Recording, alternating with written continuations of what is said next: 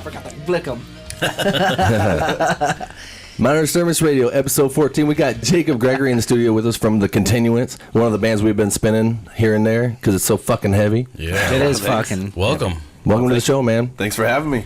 And everybody knows this episode is going to be all about vocals. Well, this part of the show when we have Jacob here, because the reason I had to have you on the show is because lately I've been extremely fascinated with the style of vocal that you present, which is completely different than what I can do. Mm-hmm. And for years and years and years of my music listening life, I really kind of wrote that style off because I couldn't do it, and I was so intimidated by it that I didn't associate it with singing. So I just shut it out of my mind. Sure. And lately, something hit me that got more fascinated about the art of doing what you do.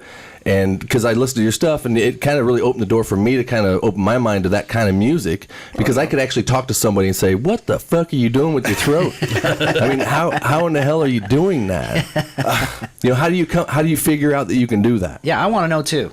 Honestly, it started. It would have been. I think it was the summer after my freshman year of high school. A buddy of mine got his license early, and This dude did all right for himself, and his parents took care of him. So he had a nice car, had like a big like 20 some disc changer or something in the back, decent stereo, and we would roll around and listen to Soulfly. And I came into metal maybe a year or two before, and I hate admitting this to people because most people like they look at me and they don't think, all right, well this dude he came into metal by listening to Korn and stuff like that. But that's where it started for me, and it all started because some cute chick liked that band, and I decided I'd check it out. You're talking about Korn. Korn, yeah. So it was Korn. So the first thing you started trying to sing to was Korn? That's what I started on, and that sucked. that just wasn't happening. And why, you couldn't do that? His voice? I could do the screaming stuff. It was just singing and just that horrible. I don't know, man. I never really liked when he sang. I liked the really intense and like emotional stuff. Right, when he would like start scatting, he'd do that crazy. Yeah, oh yeah. See, that was my favorite part of it. All that shit. And all the girls I'm with, they shut that shit off. That sucks. And then I'm like, that's awesome. That's the best part of the song, because that's so creative. What he did there. Anyway, go ahead with. But yeah, we would cruise around and we would listen to the first Soulfly album. And Max Cavalera. Yes, absolutely. And that was really what I started screaming on, and it was just driving around with my buddy. We would drive everywhere. You know how it is when you get your license. It's like any excuse to get in the car and go somewhere, you would. We would drive to Target on John Deere Road just to buy like Sam's Choice or something like that, just some cheap pop or something like that. And I just got to the point where I can't remember what song it was, but there was just this big open scream, and I just went for it. I just pushed as hard as I could, and it sounded absolutely awful the first time I did it, but I just kept going. And I was that kid, a kid in the basement in my bedroom, just listening to the album over and over and over again, and just trying to match the tone. Yeah. And did that throughout high school, and got out of high school, and then joined my first band right after I graduated. It was a band called Makeshift, and I tried singing. By that point, I was listening to like Cold, and Stained was big back then, and so I've always been able to clean sing, and so I did a little bit of both. And as the years went by, it just kind of evolved. I started working on a high end, then I started getting into more of just the more what's the word? I'm like dissonant and just really, really heavy metal. And as I got into that, I started experimenting more. And I mean, I used to be able just to do horrible shrieks and stuff like that. And then I quit doing music for a while and came back to it and developed what I've got now. Yeah. Okay, so well, this I don't mean to interrupt, but does this sound eerily familiar to you? I was gonna say, it's very in line with, I like I said before, I consider on the last episode I talked about your singing style and mine, and how how I never really associated that style with singing. I looked at it as a vocalist, or because it's all vocal stuff, but it's not a singing voice. I agree 100%. I never tell people I'm a singer. I always say I'm a vocalist. But that's great, because I would almost think that somebody like you wouldn't want to be associated with a singer. You're a vocalist, and there's something more. There's something cooler about a vocalist than a singer. Well, You know it's what I less. mean? It's and I don't know if this is really correct, but there's something about the difference between the two of them that suggests somehow that a vocalist is really more like an instrument in the band, not so much the voice of the band. You know what I mean? It's like it's a sound that gets added to the ensemble as opposed to. And it's so opposite of what our encyclopedia of singing has been up till the last whatever years that this new style has presented itself. Because for a while it was boom, Metallica came out, and that was a new vocal style. Right. Wasn't called singing. You know what I mean? I at that point still went, he's not singing, he's yelling.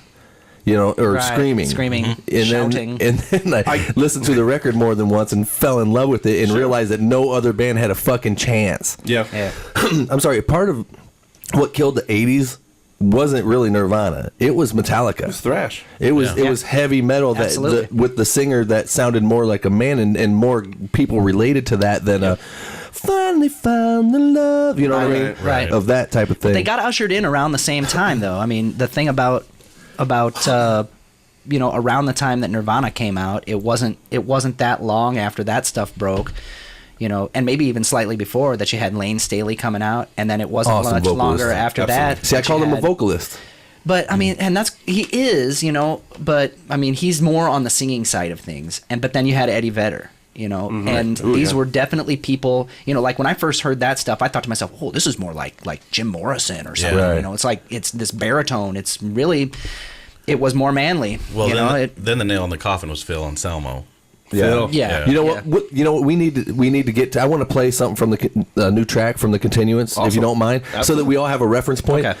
And people that might be clicking on this, like, well, I didn't hear the last episode or don't know who the Continuance are and his vocal style is. I want them to understand what you sound like. So we're lucky enough to have a new track that you're working on right now, fresh out of the studio. Absolutely. It's not even. So what's it going to be on the next EP? Or? Yeah, we have a 3-song EP that hopefully we're going to have all set by, I want to say mid-May, and hopefully be doing a release show late May. All right, I'm going to let you introduce it, actually. We're going to listen to a new Continuance song, and the title is... Get a load of this. The title is Fire Spewed from Every Chasm. Excellent.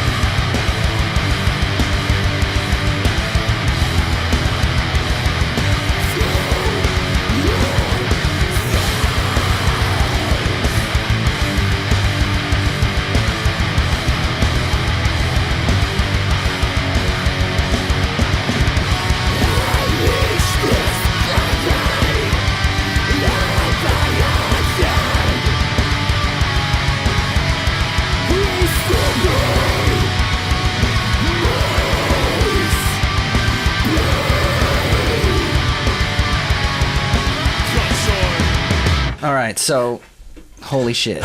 Yeah. Yeah. Okay. Now, what I noticed, and I was kind of talking to you about this a little bit while we were listening. What I noticed is that you employed several distinct ranges of this, guttural, atonal noise. And I love how you describe that. That's awesome. No, it is. It's absolutely. Now, if he was primal. describing a performance I did, I'd have to punch him in the face. Exactly. See, now, because that's an insult to a singer, atonal. Right, That means sure. like, wow, you weren't absolutely. singing, But then I also noticed somewhere in the middle there, you started layering the sounds, and I asked you if it was a harmonizer, which for the people out there in TV land, it's a device that automatically can take a certain sound and make it sound like it's being sung or spoken higher. If you were speaking in your regular voice, it might make you sound like a chipmunk. So I asked him when I was hearing these layers whether or not they were artificially generated or whether he went in and layered them individually, and he did. He did go in and layer them. So he's capable of these different notes of... Right. It's not like they can do barbershop with it, but I mean, you can. Well, everything has a note. Everything has a note. Everything's in it, right? got a note. Everything that you do has a pitch. So Your speaking voice has a pitch. Right. It does. But Right. but this is what impressed me though. And this is what impressed me is there was a moment where he went to like seemingly the lowest note, the lowest possible note, and then like 2 measures later went to an even lower note. Wow. And that was just kick ass. Jacob, so explain to me how you do that. Is it really a loud sound that you're making, or is it proximity in the mic, how you're getting that, or The high end stuff is actually more throat than anything. The only way I can really describe it is imagine like you're whispering with like a lot of air, like that, but you're pushing with all your might out of your throat. Now the low end's all gut. I came up in choir, and so and I'm sure as vocalists, you're where you're supposed to push from your stomach when you go for like the bigger notes. they and stuff say to like sing from your diaphragm? Diaphragm. Exactly. That's right. Which Exactly. I never wear one, so I don't know. I never knew. And that's why he's been pregnant so many times. That's how he's It never made sense to me. You slut. Anyway, go ahead. But I scream from the low end's all from my gut, and the high end's all from my throat. Give me an example. I mean, can you sit there right now and just like hit one of them guttural things? Yeah. Okay, just show me. Yeah, I clipped the shit out of it. Oh my god.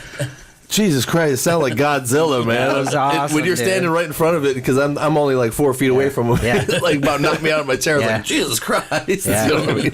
Because I often thought that what was happening was there was because I can kind of do kind of under my voice, and I thought, man, they're just compressing the shit out of it and making it super loud. They're I not think really there are some singing it guys. loud. There are some guys who do it that way. Plenty Yeah. of them do. That do Plenty do it of that them way. do. And a lot of them, believe it or not, funny story is I actually when I was recording vocals for My Pal Trigger, my first really good band, I guess.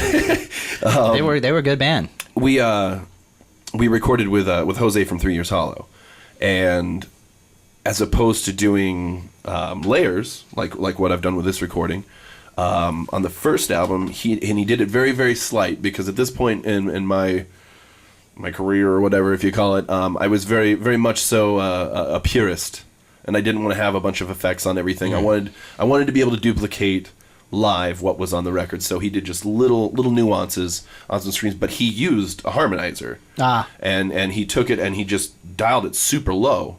But I made sure that it was something that if I wanted to scream that low, as opposed to doing like a high scream, I could still hit that low scream.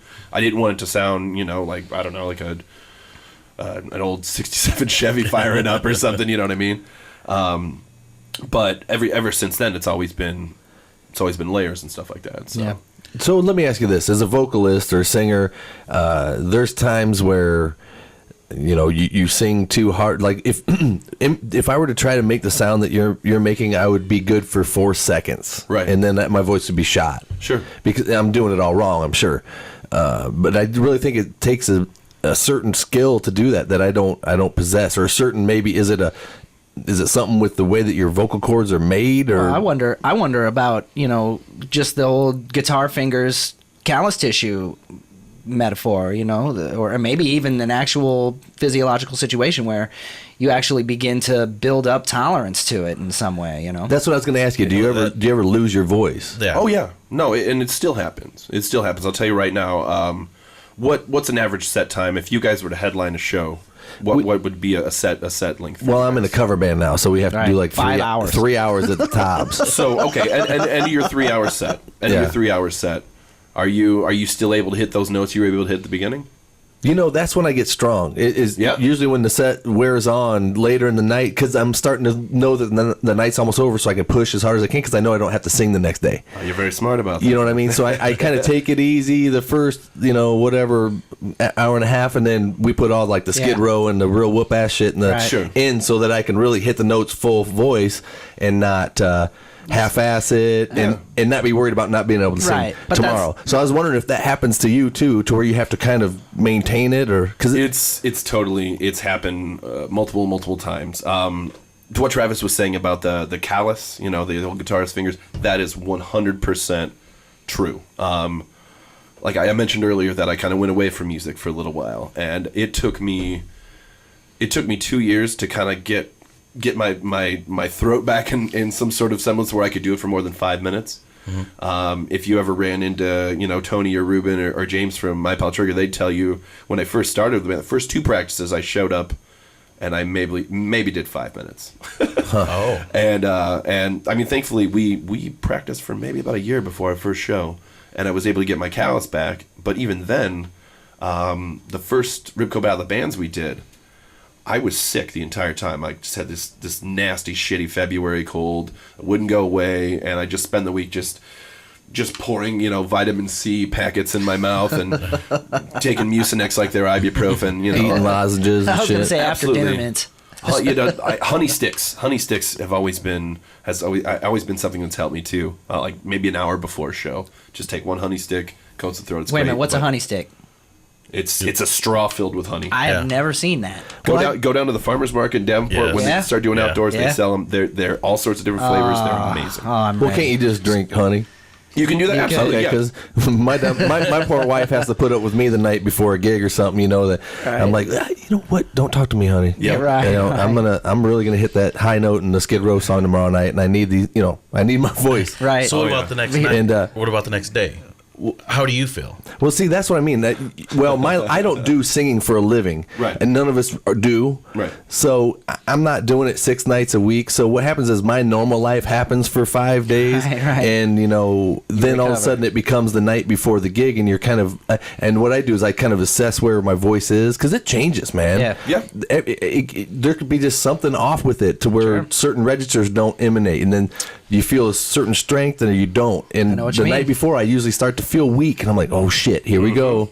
What do I do? And then you start changing your habits, guzzling honey and shit, and drinking coat throat, and doing all these things you wouldn't normally do. But what's weird about that is that sometimes that feeds the monster of your lack of confidence. And when it comes to breath in particular, that in order to be able to bring the breath solidly, there is a very deep psychological component to it. Mm-hmm. And when that gets upset, that can mean all the difference between being able to hit high notes and not. No joke. My friend Jerry Freeze and I we used to be really good friends. We talked all the time about this stuff. He actually taught me how to sing in a way by watching him and how he would warm up and all that kind of opened up my... Jerry's a mechanic. Yeah, that's exactly right. Yeah. He was like, if you want to be a singer, here's what you need to do. Yeah. And I figured out how to do that. So we came up with the idea that why would you, if you live your life a certain way, if you drink whiskey every night and you hit one hitter before you go to bed every night, then why is it that the night before you're singing you change that? Because now your voice you've changed its normal path that it's used to, right? And it's going to freak you out even more. Right. This is psychology too. Yeah. So now you've drank 14 bottled waters and you drink honey and the coat throat and all these things, and then now you're on stage. You got to piss, and your body's overhydrated, and your throat's freaked out, and it's all about loose. Yeah. Absolutely. I'm going to sing. Absolutely. Yep. And I've learned that, and then that's what Jerry and I came up with. We just decided, fuck it, man. If you normally eat a bag of chips before you sing, eat a bag of chips. Right. But if you want to sing without the whole eat a bag of chips, then don't eat bags of chips. No, for sure. You know what I mean? And it took me a long time to get a good method going. Because when I was talking about that band, I was in Makeshift.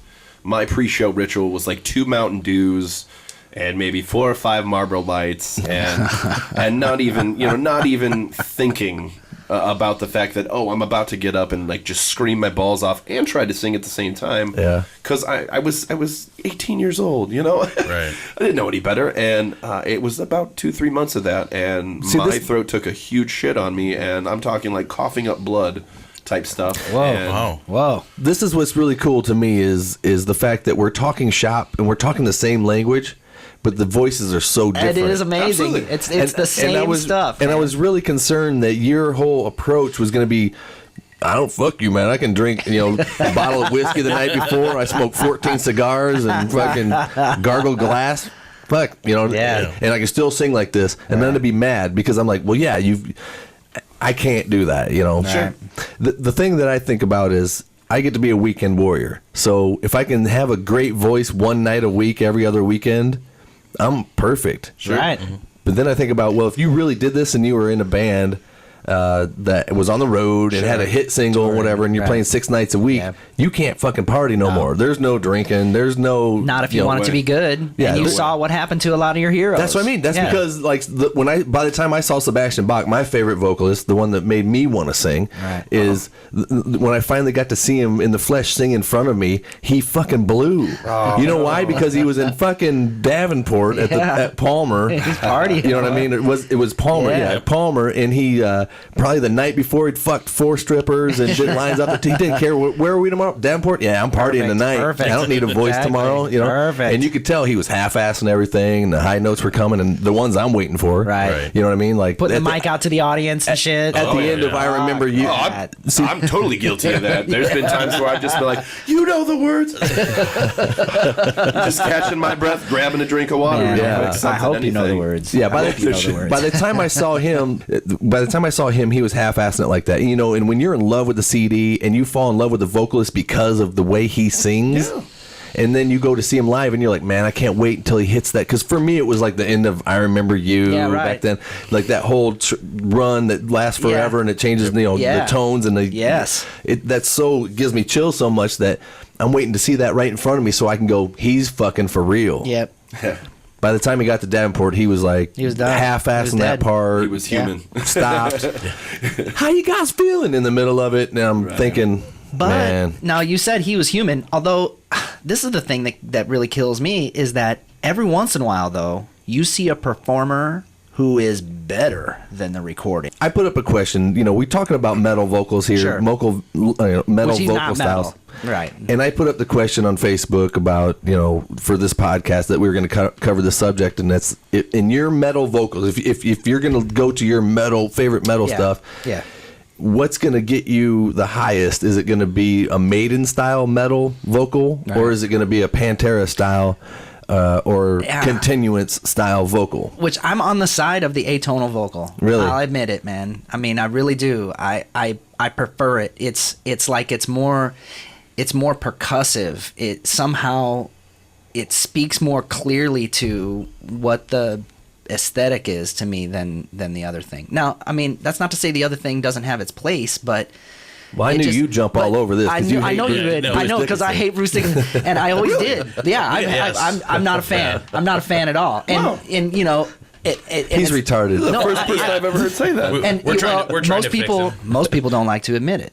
You usually, like, if they have a problem with that sort of vocal, they maybe would talk about that they respect him and that they respect his position in the history of metal, which I do. I'm not saying that the guy wasn't the quintessential moment, but I am saying that I remember when I first heard Iron Maiden, I was in first grade. I heard Run to the Hills, and I thought, nope, not that vocal. Well, first you got to understand, when I put the question up, I appreciate everybody responding and joining the conversation, because it seemed like there was the clear Pantera, they prefer the Pantera, and there's the clear, we prefer the Maiden. Because everybody was like, absolutely fucking Maiden, bitch. Right, you know what I mean? Right. And then the other half would be just Pantera. Pantera. Yep. That's all you need to hear. One word. Yep. Pantera.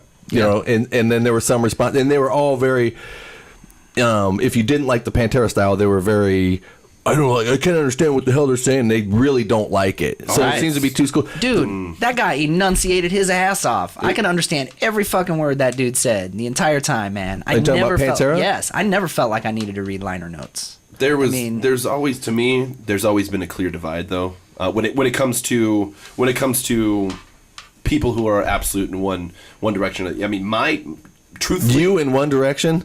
Did I just hear that? What if they did that? They said, "Hey Jacob, all right, how much money is it going to take for you to be the fifth? How many guys are in that band? One Direction. Too many, far But too let many. them sing like that, and then you come in. You know what I mean?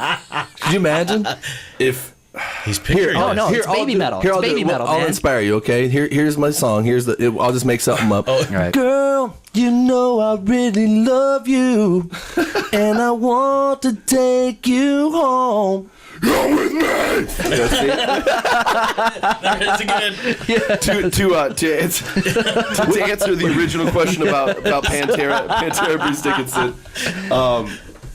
I think we got a hit. My personal answer to that is both. What's cool about this podcast is, like I say, the bands that send me their stuff, and I got a band that I've been talking to lately, and they're real excited about debuting their new song. It's The Last Glimpse. It's a band that's been around.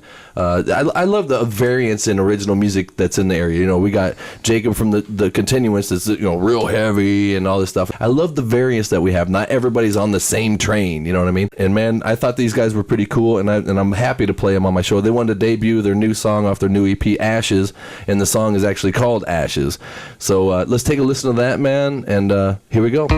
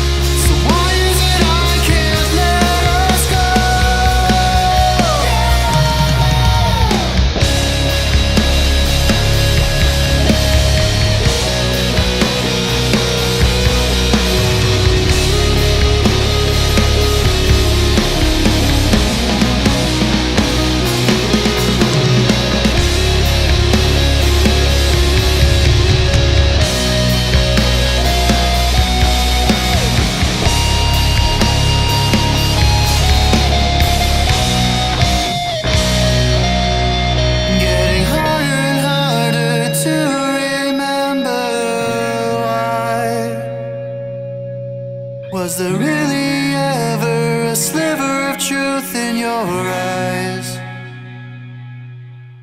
Farther and farther from that time in our lives.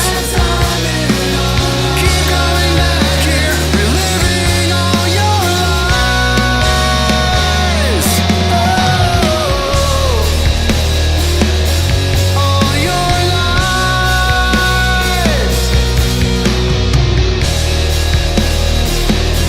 All your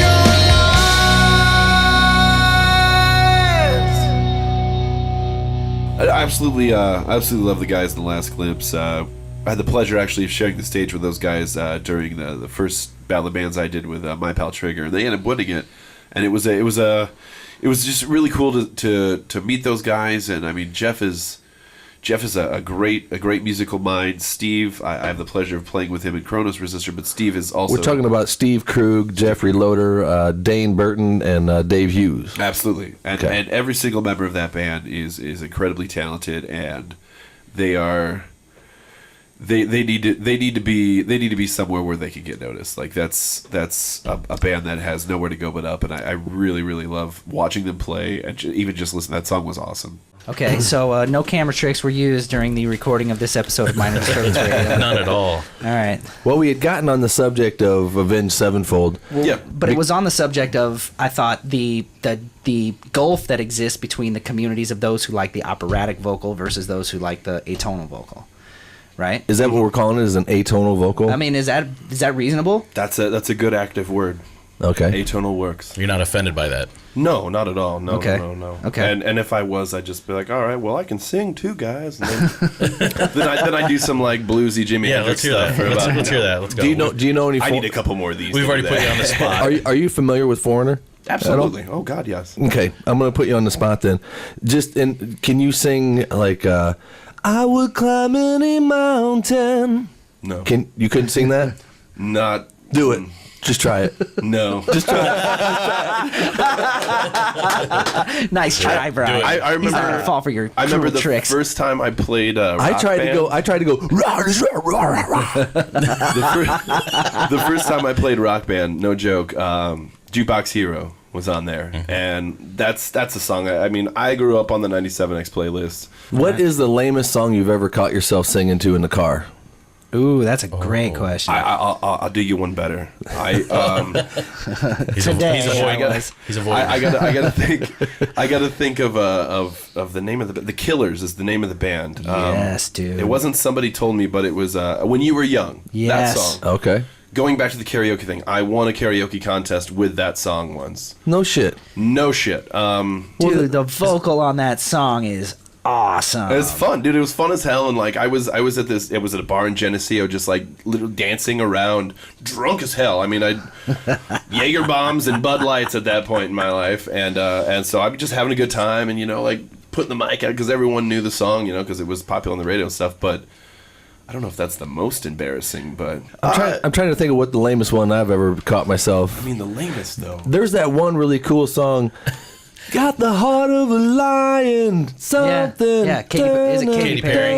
Yeah. And you're gonna hear me roar. but that's not the song. I would love to hear that song played by like the Continuance or something. Right. Someone's like, hear me roar. He's thinking about it. Well, funny thing, I've actually, and I've been kicking it around for a while, but I'm giving some thought into trying to do like a fundraiser compilation, just to get a bunch of QC. It could be QC bands, it could be just a bunch of different guys from different bands just getting together to do something, but do a metal versus hardcore cover album. So we'll have one, like it'd be like a double disc thing, and we'll have one disc that'll be metal covers, and the other one will be hardcore covers, and it don't matter. I mean, if Dive Bomb wanted to do a Hatebreed song, they could do a Hatebreed song, and if they wanted to do a Slayer song, they could do a Slayer. But you know what I'm saying? Like You're killing me, dude. If Dive Bomb did either one of them, it would be the track. Beth on Destroyer. Right. I actually, there'd be a skip. Yep. Skip. Nah. Right. Trust me, I had Destroyer as a kid. On the vinyl. And I did this. I'm so creative and ingenuity smart. Ingenuitousness. I have an ingenuitousness to me. And so I took a freaking knife and I carved a groove from whatever was before Beth into God of Thunder. So like right the needle would hit it and track itself right over to the next It would song. be whatever. What song's right before that? We should know this. Oh man! Before God of Thunder. I just lost my Kiss card. You did. Right before Beth. Anyway, so that song ends, King of the Nighttime World, whatever, and then because I had no time for Beth. Yeah. You know what I mean? So anyway, if you did that on vinyl, my song would be the one with the groove cut in it. Yeah, right. You just have to pick the right one. I can't sing any of that. See, now you got me thinking. I can't think of what. The beauty. I'm focused on that album. The beauty of doing a cover, to me, the beauty of doing a cover properly is making it your own, not sounding like For it. sure. What's in your CD player right now in your car? Oh crap! Right now, undisclosed. Undisclosed. Out of Cedar Rapids. Okay, cool. Okay. I heard they're really good. They're amazing. The drummer is supposed to be really slamming. Yes, absolutely. Tom Cranston is amazing, and if you met the guy before knowing he was the drummer, you wouldn't know that he was the drummer. And he's super Wow. cool. You think he was the bass player? Maybe, or just like the quiet singer or something like that. That's just gonna go. And he is. I mean, he's kind of the quiet drummer. He's a super nice dude. All those guys are honestly some of the nicest, just wholehearted people I've met in this region as far as bands are concerned. And Cranston is no exception. So talk on that. No, you know what? I kind of want you to talk on that subject because I have also found that to be true. That some of the purveyors of the most brutal metal, like the most evil sounding, just like rip your face off, 10 on the Clydesdale scale, Yes. Just destroy you people. You meet the band and they're the nicest, calmest, most gentle people. It So might speak be on that. because they get a chance to really exert a lot of energy and they really get it out of Get that themselves. out. So they're really kind of, it's like a good workout. Like Right. if you work out a lot, when you're done working out, you fucking feel good. Right. You're like, hey. You're not in traffic going, get the fuck out of the way, get the fuck. Because we got all this pinned up, like animalistic shit in us that nothing we pent need. up. We're used to, being barbarians. And if we can't release that energy, it's going to build up and we're going to be driving in traffic. The only way we let it out is that way. But I don't want to take words out of your mouth. But I mean, the other side of the argument is that the reason why we need to have these extreme expressions is because in the rest of our lives we're totally suppressed. We're repressed. We can't, we can't allow ourselves to express it in some other way. It would be antisocial and it would defeat, everything that we've been programmed to obey. So, I mean, what are your thoughts on that? That's really what I want. I realize we sort of like filled in the blanks on both sides, but I'm sure after a show you find you're probably at peace, right? It's beyond at peace. Music has always been to me a catharsis. When I write, when I perform, especially when I perform, it's a process and it's getting something out. Like that song that we played earlier, Fire Spewed from Every Chasm. That song, it started just because I was at work one day. I had some extra time and I was thumbing through Facebook and we've all looked through Facebook and we've just seen absolute garbage. Just people just spouting just horrible stuff. And there's always that one cat that no matter what, like someone could post an article about like, seatbelts save lives, and there's that one cat that's just like, well, I had a friend who died in a car accident that was actually cut in half by a seatbelt. They leave out the part that the car was going 160 miles an hour. But they're just fucking trolls. But just like seatbelts really aren't that great, and and so I got in some. I was new to Facebook, and I got in some, just some stupid debates with people, and it was everything from like, oh, I'm gonna argue gun control because I'm feeling confident today, and I'm gonna argue it with a bunch of like veterans and current soldiers because someone said something bad about Obama, and now here I am, and I'd probably be joining. I mean, I'm not saying I'm gonna go on some rant about guns or whatever, but if someone's talking some shit about Obama, I'd be like, you know what, you're kind of right. Shit's a little weird right now. But back then it didn't matter. And I got I won't call it physically threatened. I got internet physically threatened. Right. I will beat your ass with this keyboard. Called every name under the sun. And I'm a nice guy. I wasn't trying to do that. I was just like, damn, I'm finally getting opinions, and I want to express them to all these people and impress these people, and instead, I've awoken this monster. I have angered the masses. And yeah, exactly. Yes. And so I wrote that song, and it's basically just about, it's half about those folks, and it's half about what that was turning me into.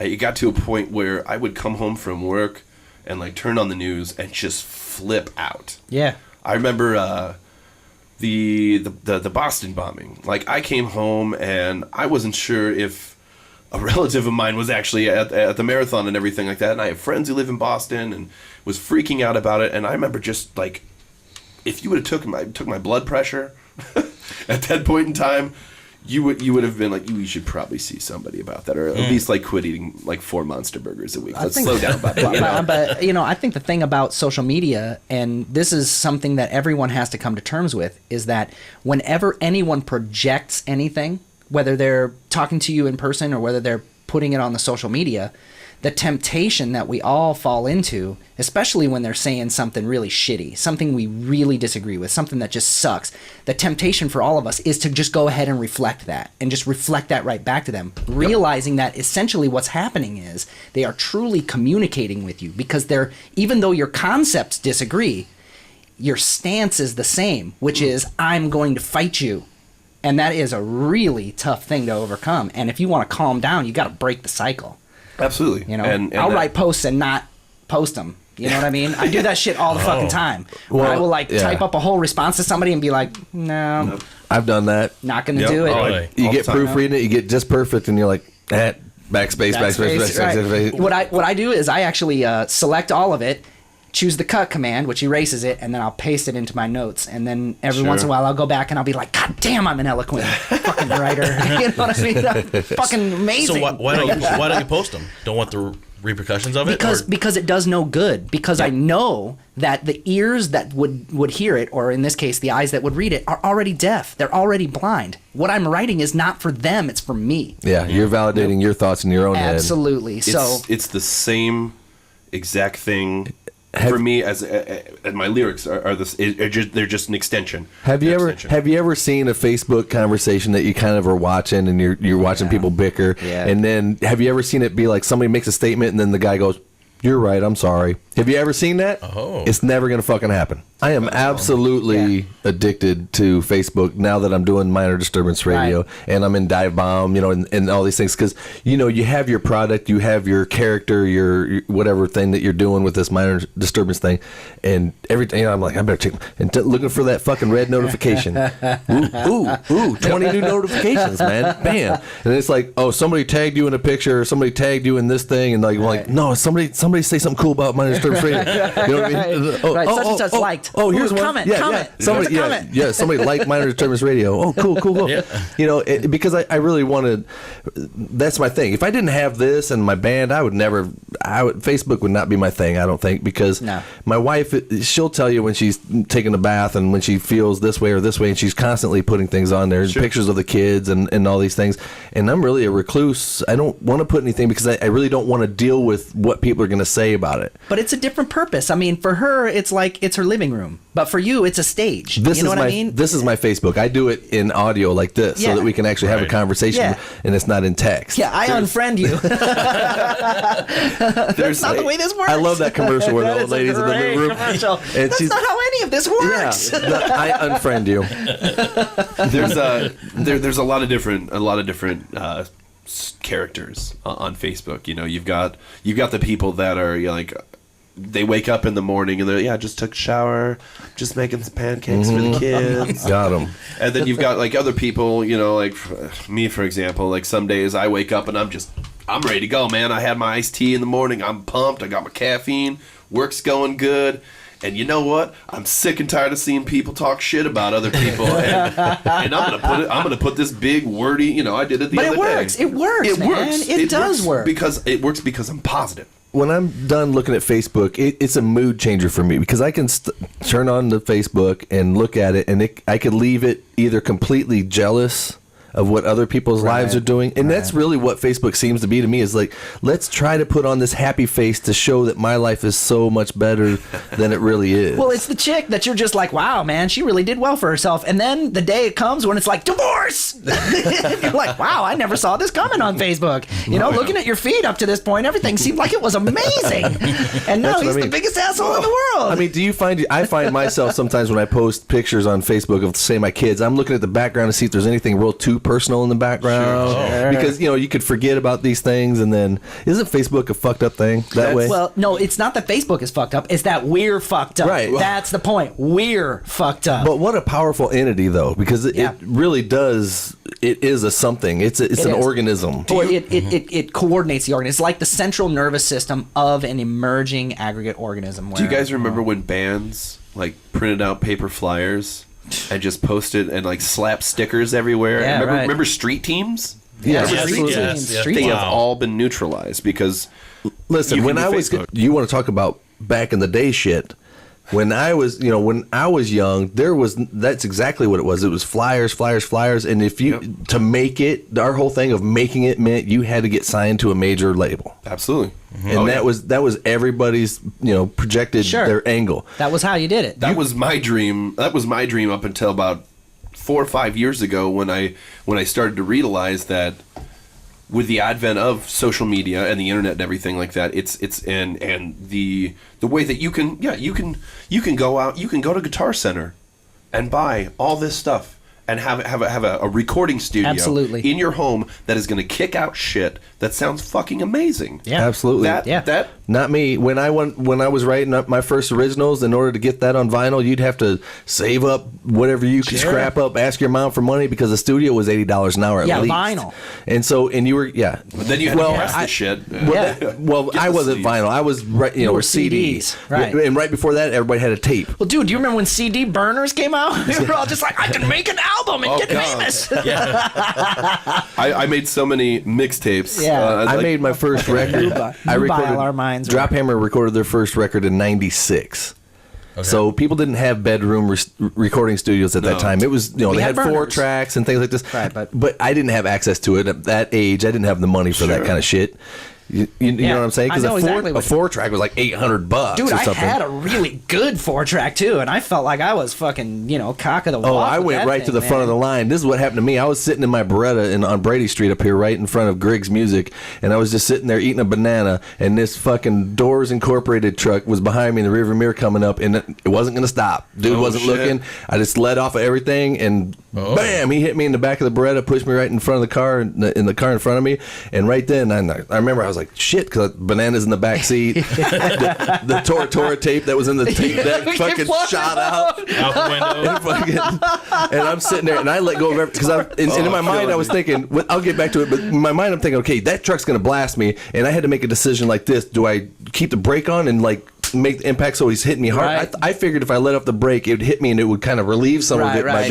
You'd get some forward momentum. So I got smashed between 2 cars right there. Anyway, then it happened. Then as I was looking for my Tora tape that was flying by my head like this in slow motion, I happened to see the Matrix style, the Griggs Music sign, and I was like, oh, I'm suing these motherfuckers, and I'm buying that 8-track that's in Griggs, man. And so I got a check for $1,200 to fix my stupid Beretta. Instead, I bungee cord the trunk shut because it was all crinkled up, and I just bungee jumped that and put tape over the taillights and went and bought a fucking 8-track at Griggs. Was it that Tascam 824, the one where you could only select like groups of tracks? It was a Yamaha X something. It was a really nice one. Oh, it was a good one. Wow. Yeah, and it was an 8-track. Yeah, and it was 8 tracks. Wow. With 4 actual mic pre's in it. Right. And it was a nice one. Yeah. Anyway, so I bought this fucker and got to work. I put it down in my mom's basement and just got to work writing Drop Hammer songs and all that. And by the time I handed the pre-production tapes to the dudes, because I wrote everything for that band, I'd have these demos and people were listening to it going, "Where did you do this?" It's like, I did this shit. I did it in my fucking bedroom. The only thing that you could tell that it was drums. I mean, I'm not trying to say that I was awesome or anything, but the only thing, it was the drum machine. The drums, totally. It was always the drums. That's always what fucking killed you, man. Because it would always all the hats are the same. You know, and Exactly. you can smell a Exactly. drum machine a mile away, man. away. You still kind of can. I mean, Yeah. nobody really at this point has a really good cymbal generator that makes it so Well- you can have cymbals that sound right. Not to toot my own horn here, but the other group I'm playing with, Kronos Resistor, our Shameless plug. Yeah. shameless as hell, but our drummer Steve Merritt, he's got an electric kit at his place, and this is the first time I've ever done anything like we do virtual jams basically. Like everyone shows up and just plugs in, and if you don't have headphones, all you hear is. Yeah, it's just a You know. direct. Yeah. But Cool. you put the headphones Wow. on, and it's awesome. And So you can practice at your mom's house, and no one will kick you out and shit. Right. No well, kidding. if you have a vocalist that's not pretty much projecting, Right, you're gonna hear the Yeah. vocals, yeah. I either terrify or Somebody's like, that guy's pissed off in 305, man. He's constantly just, oh, fuck. Yeah, my kids are having nightmares. I think I heard Power Tools. And the whole time with that band, I'm like I always tell you guys, like I'm singing about outer space. I'm singing about quantum physics. I'm singing about a video game. You know, I don't know, and it's really cool. But Steve, his electric set is the first set I've ever heard that sounds natural, and it pisses me off because Well, we're talking about a different era, buddy, because like No, for drum sure. machines Yeah. have But he come a has long to- way. Them are actual real drum samples that They are coming are, out. but right. The I old also- shit was awful. I also Yeah. know that Steve, now I don't know this from Steve, but I know this from Billy, which I don't know if Yeah. you know this about me, but me and Billy, we started playing guitar together when we were 12. Now I do know. Billy Gardner was my best friend. Oh, right on, cool. He was my best friend for years and years and years. And I talked to him the other day about that, and he said that that in order to get his kit to sound that way, he not only has to use, this digital drum kit, but he actually uses a number of digital drum kits. Yeah. And then just gets the good sounds from this one, but then the oh. good sound from that one. Mixes and, them up. And mixes them up. And that's the way that he can get it to sound natural. Which, He's so meticulous, Yeah, and yeah. you meet the guy, and he's just the nicest dude in the world. When I first showed up to try out, I saw him. I'm like, really? yeah. And then I saw him play, and then I now that I've gotten to talk to him and everything, and like this guy's he's looking up lessons from like the drummer Alex Rediger from The Faceless, who, if you're not familiar, is just they're an absurd like death metal band that they've got clean vocals. It's predominantly screen vocals, but from an instrumental standpoint, like the speed is ridiculous, the accuracy is just amazing, and he's just some young dude. Where 10 years ago, if some guy was sounding like that, he's programmed everything. He's put in each cymbal shot in every. The I double was bass is triggered. convinced that Avenged Sevenfold was all Pro Tooled. And everything with Yeah. all the drums on that, because there's some kick lines that guy did. When I was coming up, drummers that could just roll double bass like digga digga digga digga digga, we're Right. fucking badass. You know Right. what I mean? But Now they're- they're doing 30-second note shots like, you know what I mean? This is what's changed. Is like, It's like, fuck, what the fuck? And they're like 14-year-old kids. But- you know what I mean? Yeah. this is what has happened. In the advent of the age of YouTube now, we were lucky to get tabs for songs that we wanted, sure. but we didn't have that. Like, I was just watching some drum videos the other day. In our day, and I noticed you made this pantomime when you were going dooga dooga dooga dooga Right. dooga, that it's back and forth. Oh, the pedals, Everything is all double strokes now. Da da da da da da da da da da da da da da da Oh, da da. absolutely. So No way. by just going back and forth between both feet, like at that speed that you had, You're getting 4. now everything's doubled. You've also got bands like there's a really young band called Rings of Saturn that if you were to put on one of their tracks right now, you'd probably just be like, Holy God, those are kids. Yeah.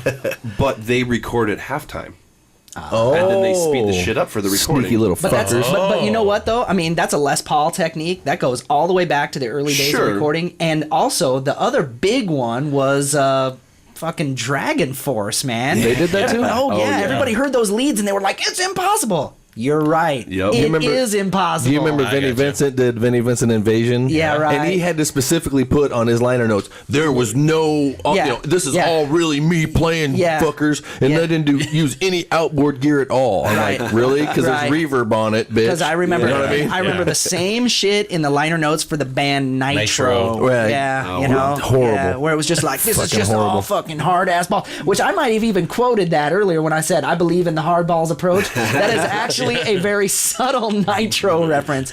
But I mean, but here's where I it's Insecure. That That's whole thing what I that we're think talking about. I don't want to listen to a record that's created in a studio and you're listening to studio tricks. Now there's a place for that, production and all that stuff. But what I'm looking for, what I like, what speaks to me is hearing human beings play instruments that sound like this together. Sure. And if they're really doing it. If there's going to be a or a bit on the drums, I want to know that it's real. a human being did that. I follow You you wanna for see- real. And that human being, when they did that, weren't clicking a mouse. You wanna see- because that's because what it's I'm trying to arguable say. that it's like I'm kind of with you, Brian. I mean, when I hear about that kind of stuff, I'm like, okay, man, I guess it's cool if you're just trying to make a sound. You've got this vision for a sound. But when I listen to a lot of that stuff, I don't think those sounds are that special.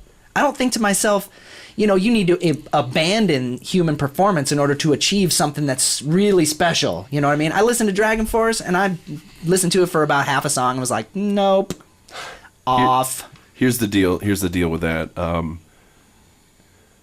If a producer is good, like truly good, you won't. One of two things will happen. If the band is using technology to their advantage, if the producer is good, you won't hear that. I agree with you. If A good producer Yeah, but when you- would have when put you- out a different Dragon Force album. Yeah, That's what would have happened. absolutely. That's what would have happened. absolutely. Well, a producer's job isn't to take the band and then change what they really can do and make some new music that they're not really capable of. No. A producer should. That's what in my world. In my world, a producer should take a band and totally see where they're trying to go, and then put everything in place to make that happen. Let's do the difference between the Black Album and then the predecessor, which is Injustice for All. Oh yeah. But here's the deal with that, is that here you got Metallica standing in the studio with the mix engineer telling them out of guilt, there's too much bass in the mix. So now a really good producer would have said, look, guys, I realize that this is a difficult situation. You've lost your bass player, and he was basically the soul of the band, and I realize that it's probably destroyed your band, and your next album you'll make a lot of money, and you will not, you will destroy your original fan base. But in the meantime, Wow. I love it. in the meantime, I'm going to go ahead and leave this bass in and reject your wishes to pull this out of here, because I'm the producer and I'm the one who knows that if you take the bass out of here, it's going to destroy the sound of this album. Here's what you do as a producer. You sit down with a band first day and you ask them two things. Or you ask them one question, a two-part question. Do you guys want to sell records, or do you want to make something you're proud of? I like it. See, now, And then, You think it's that defining of a line? why can't you do both? to me, it is. It really is. Really? And I mean, and I'm saying that in general, I love the idea of that. But what if the band is fucking neurotic? And that is exactly what happened to that album. Well, Then they you- were then already. you get some really, really interesting And results. that's what happened. You got a really interesting album with no fucking bass in it. Right. I mean, Well, and that Injustice sucked. for All was a Bible for me for quite a Dude, while. and I love that album. The songs here. are so good, man. I'm walking home from junior high school, burning out batteries like a motherfucker in my Walkman. with Injustice for All, and them stupid foam headphones. Walking Yes. home. I saw it twice. Back in the Yeah. day, you didn't have earbuds. They Yeah. fucking say, and you're like pressing them on your ears Yep. like this, and you walk home, you making sure you're jacked because your left Yeah. side don't work all the time because the headphones. Exactly, dude. Yep. You know You what got I a mean? tape, electrical Yep. tape, You got no tape, masking right. tape, masking tape. Yeah. And it's still battery. It's that one sweet spot. Not battery, but, But blackened. blackened, Fuck. man, Fuck. fucking killer, man. Man, that whole record, I was just going, this is changing shit. And, it really and was. It did. But And there's, one there's did that demos, for me. There's demos out there I heard recently. I don't know if it was Blackened or what, with the bass mixes turned up. Well, what they did was Yeah. there was actually a project that had 4 of the songs from And Justice for All with the bass turned up. It was called And Jason for All because they wanted to bring back Jason Newsted. And tell me what weird fucking rigmarole this is. What somebody had realized was that in the newer versions of the songs, as re-recorded multi-track for the Guitar Hero games, somebody realized that they were actually able to solo the bass tracks. They then soloed the bass tracks in the video game, re-recorded them, and then added them back into the mix synchronized in order to show you what it would have sounded like if Jason's bass tracks had originally been there. And how let me was it? tell you, it's fantastic, man. Huh.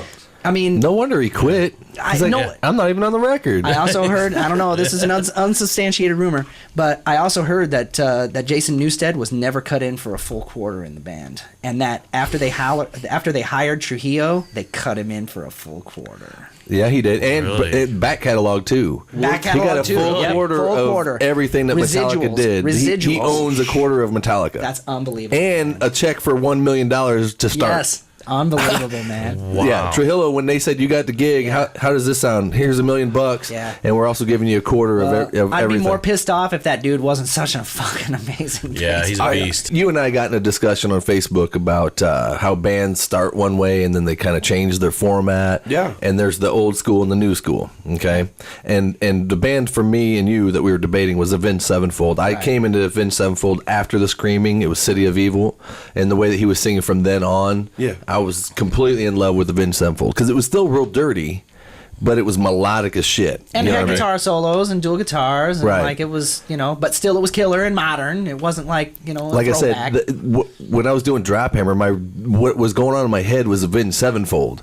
That's what I was trying to do. But unfortunately, there was nobody that was going to sing except for me. And then when you have a product and the music's there, and then you throw a vocal on top, that's the one that's going to be what defines your band. And it has. Absolutely. So, as far as Avenged Yeah. Sevenfold's concerned, it absolutely has. It did. Yeah, but they got famous from the Screaming at No. first. I mean, well, they got pretty popular. They were True. That's what got them noticed. I mean, they had thousands and thousands and thousands of fans that way. And then City of Evil came out. They decided no more screaming. It's all going to be singing. Now, let me ask you something, because you're a fan, and so you may or may not know this. I heard, M. Shadows is his name, if I remember correctly. I heard after Awaken the Fallen that he fucked up his throat. He fucked up his voice box or something like that, and that's why the screaming got cut out of it. Because it's never been back. He did, probably the most awful noise I've ever heard come out of a metal singer at the beginning of one song that was like one of their first radio hits. Just at the beginning of the song, just sounded awful. Just this horrible. Oh yeah, Bat Country, Was it Back Country? Yeah. The one about Hunter S. Thompson, right? Yep, And I was just which I liked because he got that from the beginning of Welcome to the Jungle from Axl Rose. Right. That's what one of his biggest idols or influences was Axl Rose. You're kidding me. And another thing that turned me onto this band was Because Is that sarcasm? No, I didn't know. I know you're kidding me. And notice the hat backwards, the shades, and he stands on a Yeah. box and Yeah. does the whole. He's shitting me. emulating his hero. that's weird Axl because Rose. I heard My Michelle on the radio. I don't mean to totally divert, but I heard My Michelle on the radio today, which I haven't heard in years, and I was convinced that was Axl Rose doing his best Brian Johnson from AC/DC. I mean, it's like part of that same, kind of sound. You didn't see the only Avenged Sevenfold live I've seen 3 times was in the first 2 albums, and I'll be the first to tell you. I mean, every super heavy metal dude has always got some bitch about something. It's like, all right, well, those dudes wear eyeliners, so that's gay, bro. And Yeah, I heard that a bunch. Sure, right, yeah. And I still said that band will kick your band's ass. And Avenged Sevenfold was that one band that the first time I saw them, I didn't even go to see them, and they were the headlining band. I went to see the opening bands, and they came out. Yeah, they were all wearing black, and the dudes had some eyeliner on, the hair dyed black, and all that stuff. But they got up there and they were flawless. That's what we were talking about earlier. You said Yeah. bands that were better live. They brought it live, shit. yeah. Me and Jerry Freeze bought a ticket to go see him at some theater in Chicago, and we're busting these dudes out, Right. right, We're fucking gonna now, see what because this is. there's Is no this way real? that this really is happening. They busted you, you John out. Wayne? And we Is this went me? there and we left there going,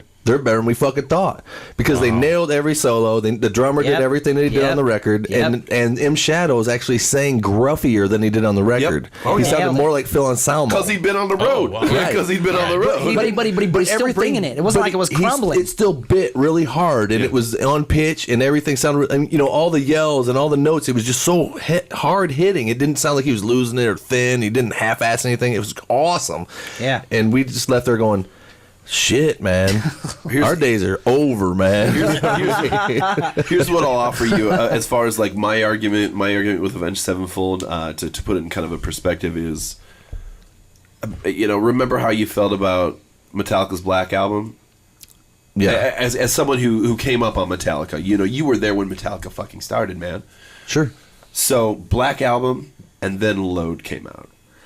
I was done with them already. Yeah, I was done with It them. had turned into some. done with them, too. It was already the beer drinking man at the bar. The woohoo, Metallica. It was already that, and That was Avenged Sevenfold for me. Actually, Okay. it's even worse. It's Okay. the I get it. bright-eyed yuppie frat boy showing up at your Metallica concert telling you to put your joint out because they don't, you know what I mean? I'm Well, like, what the And to me, and you kind of touched on this a little bit in the last episode, just talking about metal there in general, is the reason metal has never really, and I mean, there's been exceptions. There's always exceptions.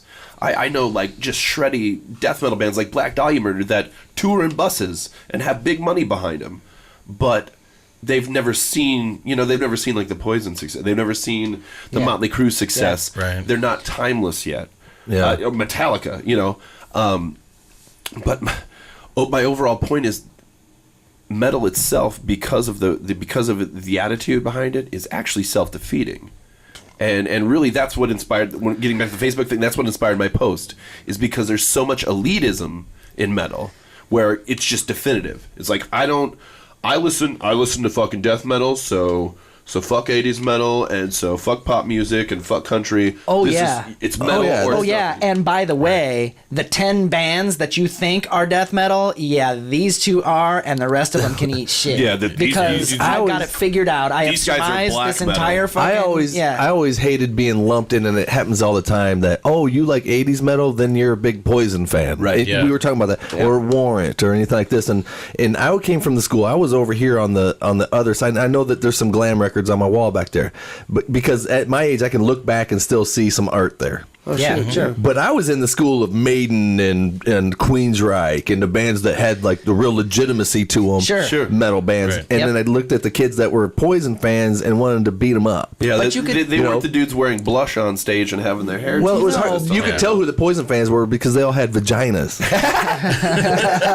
So you know, But they and never they're all broke that telling you- surface tension, though. they're all telling you that, oh, what are you listening to? That's crap. You got to listen to this, and they want to listen to Dokken, and they want to. And I don't have anything against Dokken, but No. usually girls like the Dokken, the Mr. Big, and the Poison, Sure. and all the Warrant, and Slaughter. But Slaughter. So, You know what I mean? Slaughter. So hell yeah. maybe what we're talking about here is because I was listening to what you were saying, and it seems like there is this distinct threshold. There is like this surface tension that once you break it, when it comes to metal, once you break that surface tension, you've actually gone beyond something for who the core fan base is. Now you've moved on to a much larger audience when you've done that, but there's something about that, about crossing that threshold or breaking that tension, that the core audience cannot accept. They are the ones Jeff who and I- propelled you up, and now they're abandoning you, and so you're always constantly pissed off. Jeff and I lived through this, and you probably did too, Travis, where we Well saw said. interviews of Metallica where they literally said to you, "We will never fucking sell out. Yep. You'll never see us on MTV. Never You'll do a never ballad." see us. We'll never do a ballad ever." And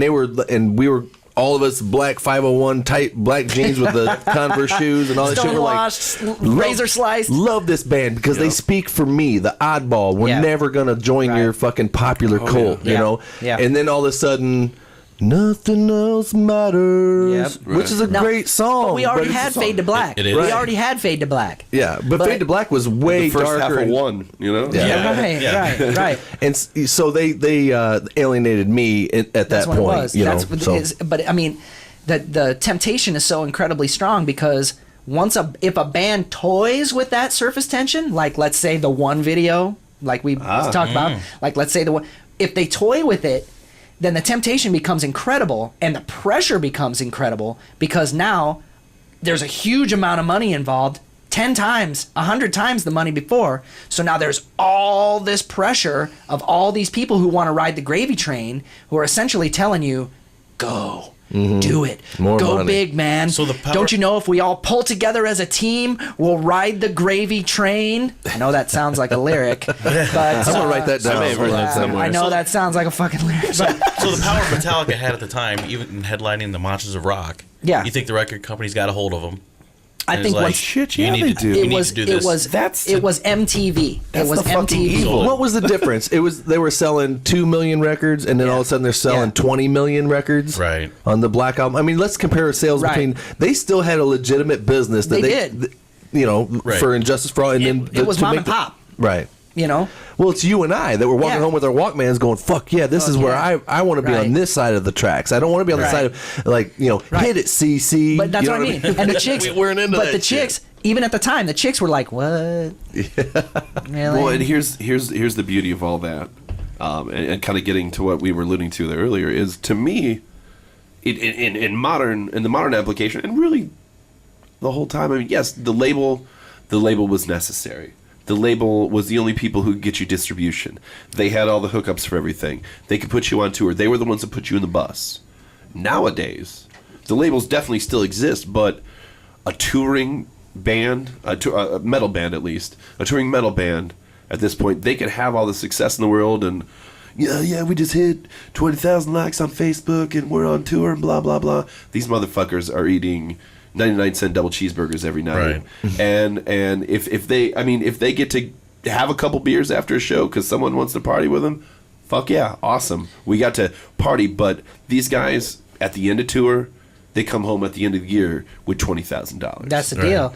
And these guys have families. These guys have bills just like the rest of us. Well, what's really fucked up is that it kind of was that way before, but the big money had an interest in perpetuating the image that it wasn't that way. So a lot of these guys were, quote unquote, living large, high on the hog or whatever, like they had all this money, when the fact was it was somebody else's money the whole time.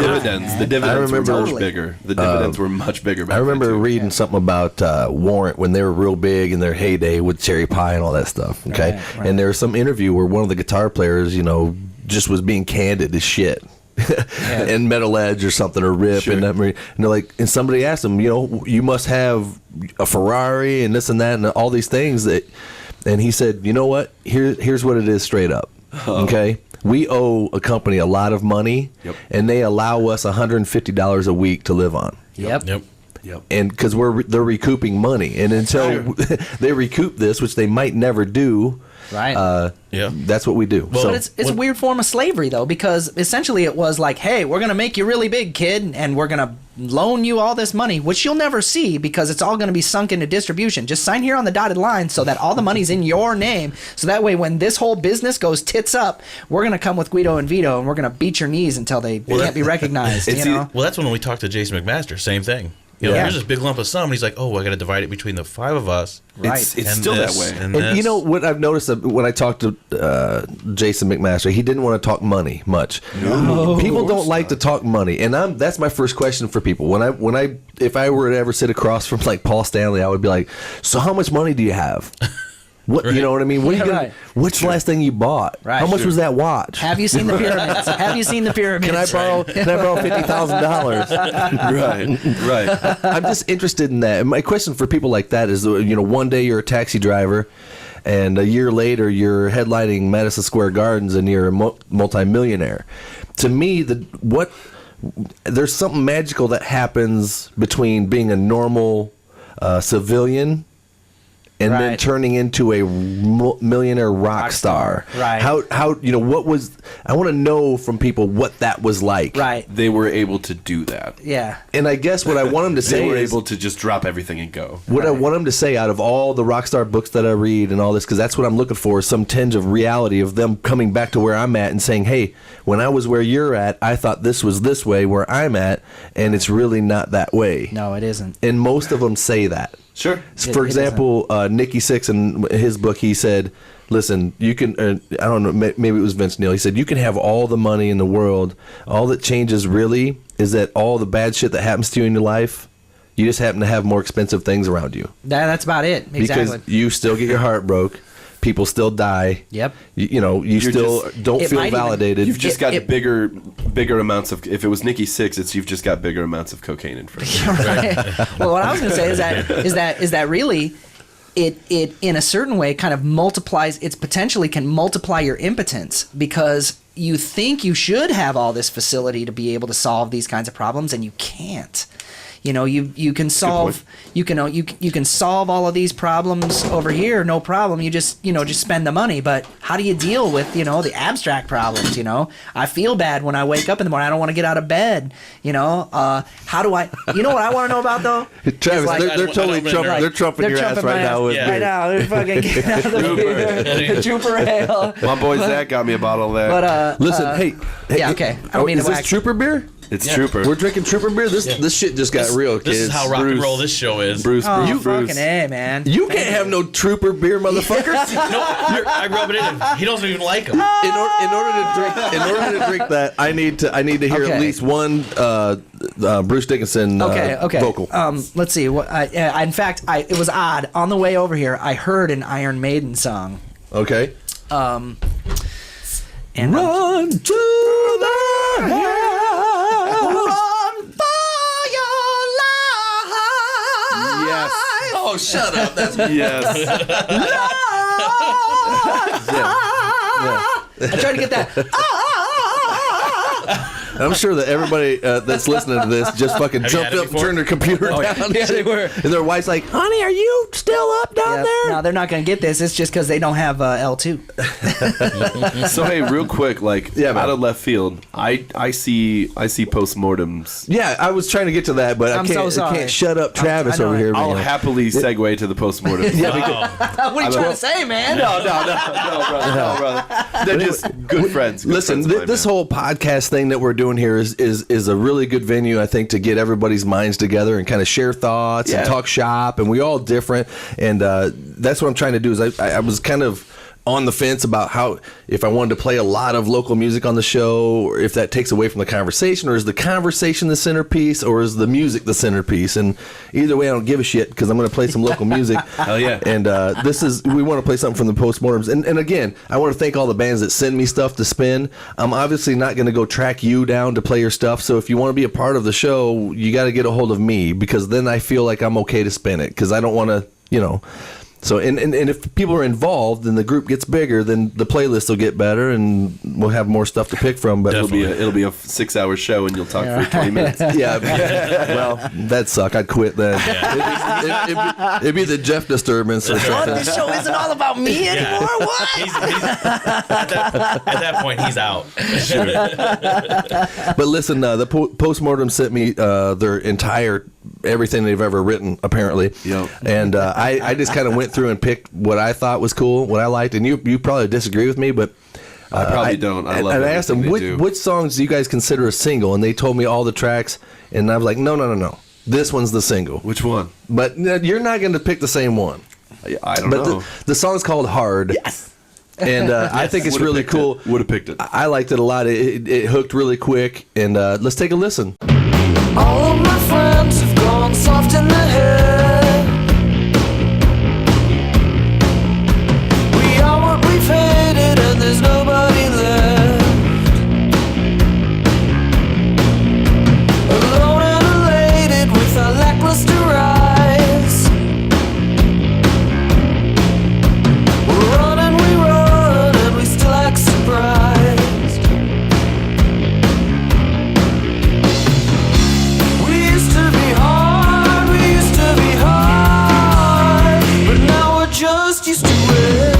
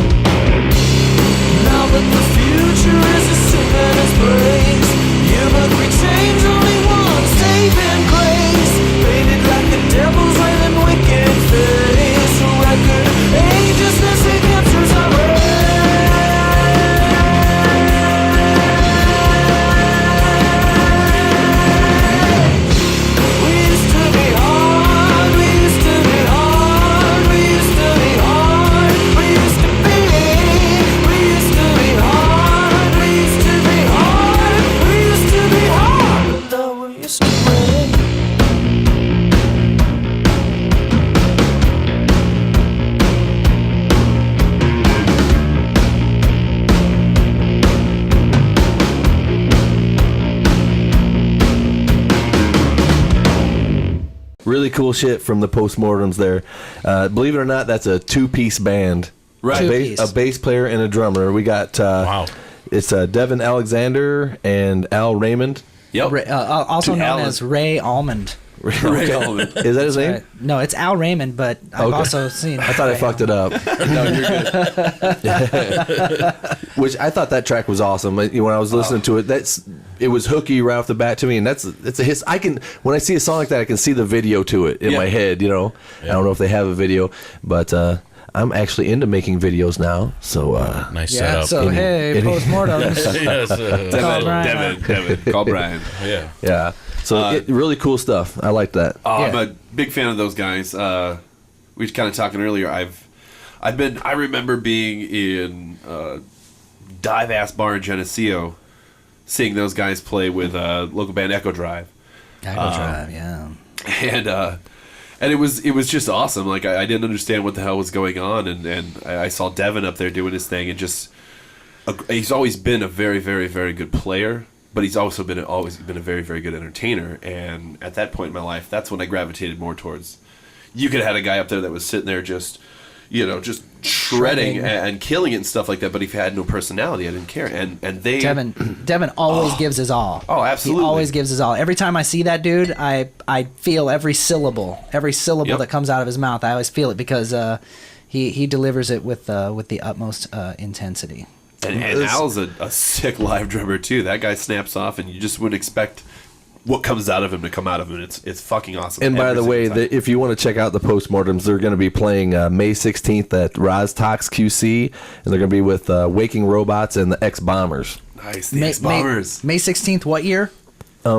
I'm sorry. 2014? Yeah, this year. Okay. Yeah, May 16th. Well, if somebody watches this video like 5 years from now, Which they won't. Yeah. By the way, nobody watches these videos. It's just an excuse for me to have friends. You know what I mean? Man, God, why do I all of a sudden feel like Teddy Ruxpin? We've been doing this for a year. Nobody's watched any of them. Nice. You're persistent, though. Actually, we have. I wanted to say that we've been doing this for a year, and I kind of wanted to, at some point, maybe cut in a little bit of footage from the first episode. All right. Nice. Oh my God, Yeah. it's Dude. hilarious! We're sitting just like this. That's right. He shows up for the first episode drunk as fuck because they just did the what was that at Some Ribco? Stout Wars. The Stout Oh, Wars. nice. And Nice. he did like 18 of them or something. And It was only 2. and That's what's how it funny took. is because he's just sitting next to me with that pop filter right in front of his face like this, like. Yeah. This is about what it was. And I had a laugh track and everything, like, and claps and shit. And I'm like, yeah, so go check that out. And blah, blah, blah. It's fucking great. Had the soundboard. Just random laugh tracking. fantastic. Yeah, it was great. It's funny. I'd love to see that. Oh my God. See, that's what I mean. I'm like, please don't go back to episode 1. I'm thinking about deleting it. But then again, fuck it. This is all real. I don't care, Exactly. You can't care. Never delete that. Never delete, Yeah. man. Never delete. So anyway, episode 1. If you want a good laugh, go watch episode 1. It's actually a good episode. Yeah. I mean, I had a few good stories in there, and I made fun of Lee from Cheese Pizza in it, and Love and all that stuff. Good. Which, by the way, I'm over all that stuff. But We didn't know what you were doing there. What are you?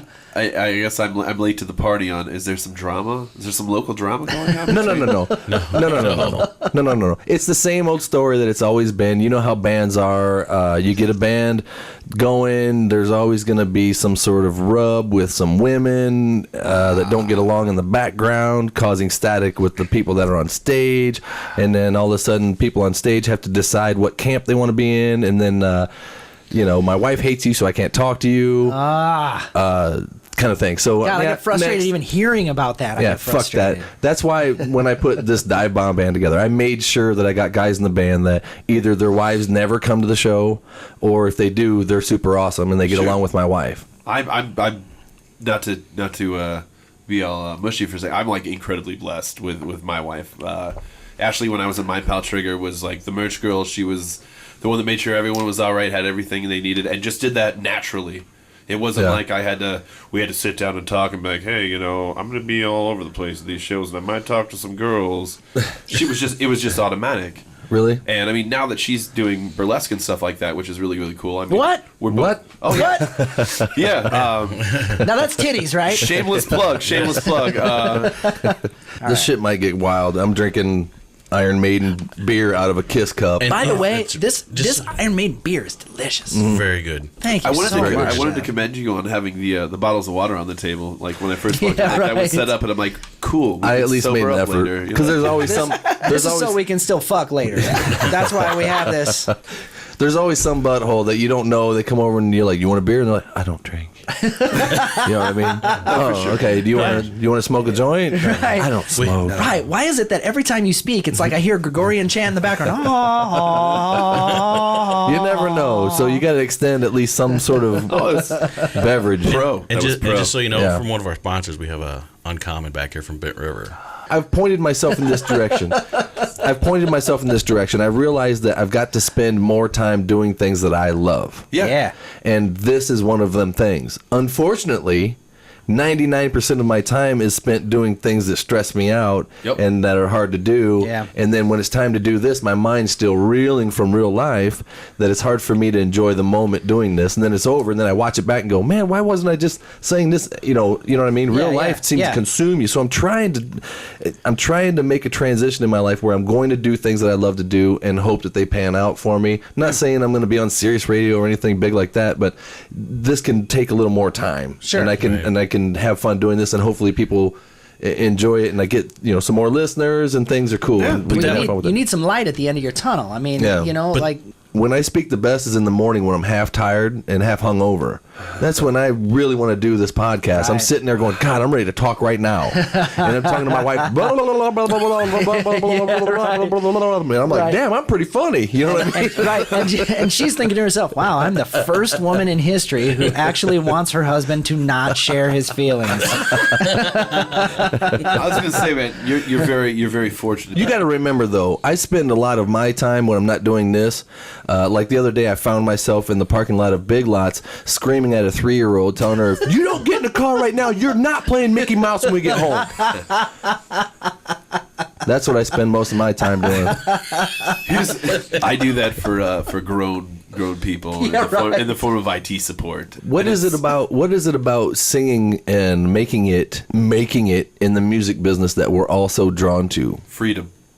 That is what it is. Yeah, Absolute fucking freedom. it's freedom. That's why if I go on a 4 or 5 day tour with a group of dudes and we play Davenport the first night, and the furthest west we go is like Osceola or somewhere, and that's it. That's my dream. Let me ask you this: what is with Dive Bomb? What is the largest crowd you've played for?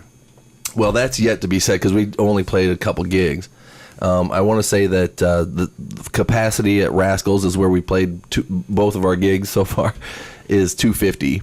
Nice. So I've never seen 250. you should. I'm surprised. Have you played at Rascals? Plenty of times. Really? My Pal Trigger played there a bunch, and love Kenny. Love that Wait a minute. whole place. My Pal Trigger, the You drummer saw- has like you- really long black hair. Yeah, dude. Yeah.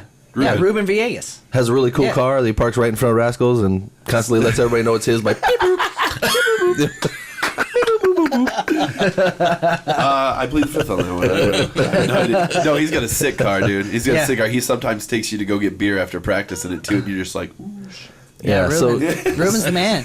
yeah. Absolutely. No, Ruben's, Yeah, I've known Ruben a long time. Yeah, Ruben's like I the said, best. I've heard of Bruised. another Bruised, man. Bruised. Back in the day. Shane Absolutely. Fowler. The Or not reason I Shane love Fowler, doing this show is Shane it Higgs. really it forces me to listen to other local bands, because I'll be honest, if it weren't for Minor Disturbance, it wouldn't be in my face. That's why I want people to send me stuff, because I want to sit and listen to it over and over and get what it is Sure. about it, so that I can be more fluent in what I'm saying about it. And I think it's also this too. It just needs to wear in. There are a number of bands that, like, if you were to if I had it in my possession and I just played it for the sake of myself, I might listen to it once and be like, meh. But if there was somebody else around me playing it, or if there's some reason why I need to absorb it and I listen to it multiple times, then I start to get it. Because I'm usually disinclined toward giving new music a fair shake. I'll be completely honest. Same here. It's Really? yeah, it's difficult. It's an age guys. thing. It's an age Yep. thing, man. It's- Fuck that. Like, oh, really? Yeah, It is. I'm disinclined to do it. I mean, But when you're in your 20s, you would listen to everything. Oh yeah, I was a neophile. I mean, then I would bring me all your new because I think as much as anything, My initial reaction is actually hard to get over. My initial reaction is to find out all the ways that I've already heard it before, and to characterize it in terms of everything that's already happened, and then justify to myself why it is that I don't need to continue listening to it. It's not offering me some new place that I'm going to. Well, the general listener is going to, as soon as they hear a song from somebody, they're immediately going to have to file it in one of their very labeled files. Yeah. AC/DC, Right. Metallica, Pantera. Is this something, the groove that's already been cut in our minds of what we've heard so far up to this point? If it don't fit into that groove, it's so foreign to us that we just push it aside. Yeah, you know there's what I mean? that. And then there's some things that are really good art that don't get a chance unless they're played over and over and over and over. I'm even making the argument that when it fits into those grooves, I go, I don't need to listen to this because I already got these grooves. Sure. This isn't something I need. True, yeah. You know what I mean? This isn't something I need. Sure. And I think for me, for the most part, what I'm trying to do now, and by the way, I know you looked at, you were like, what? You know, I'm trying to get over that. I think he was going to smack I really you. am. I'm trying to. No, I don't think he was, but I just think like it's a foreign idea to you that would be the reaction to music, and that's something. Holy shit! Like, that's something that I'm having to try to overcome, because I don't want to listen to music in a way that prevents me from getting at what it is that's new about it. You know what I mean? And right, and I don't know how to not. You see what I mean? Is that I think that comes with age. as far as not being interested in new music, I mean, I get it. I honestly, I get the psychology behind it. Sure. Absolutely, especially being musicians yourself. But you're missing out on just insane amounts of unique stuff going on, and it's not just limited to metal. I mean, metal's my forte, and even pop.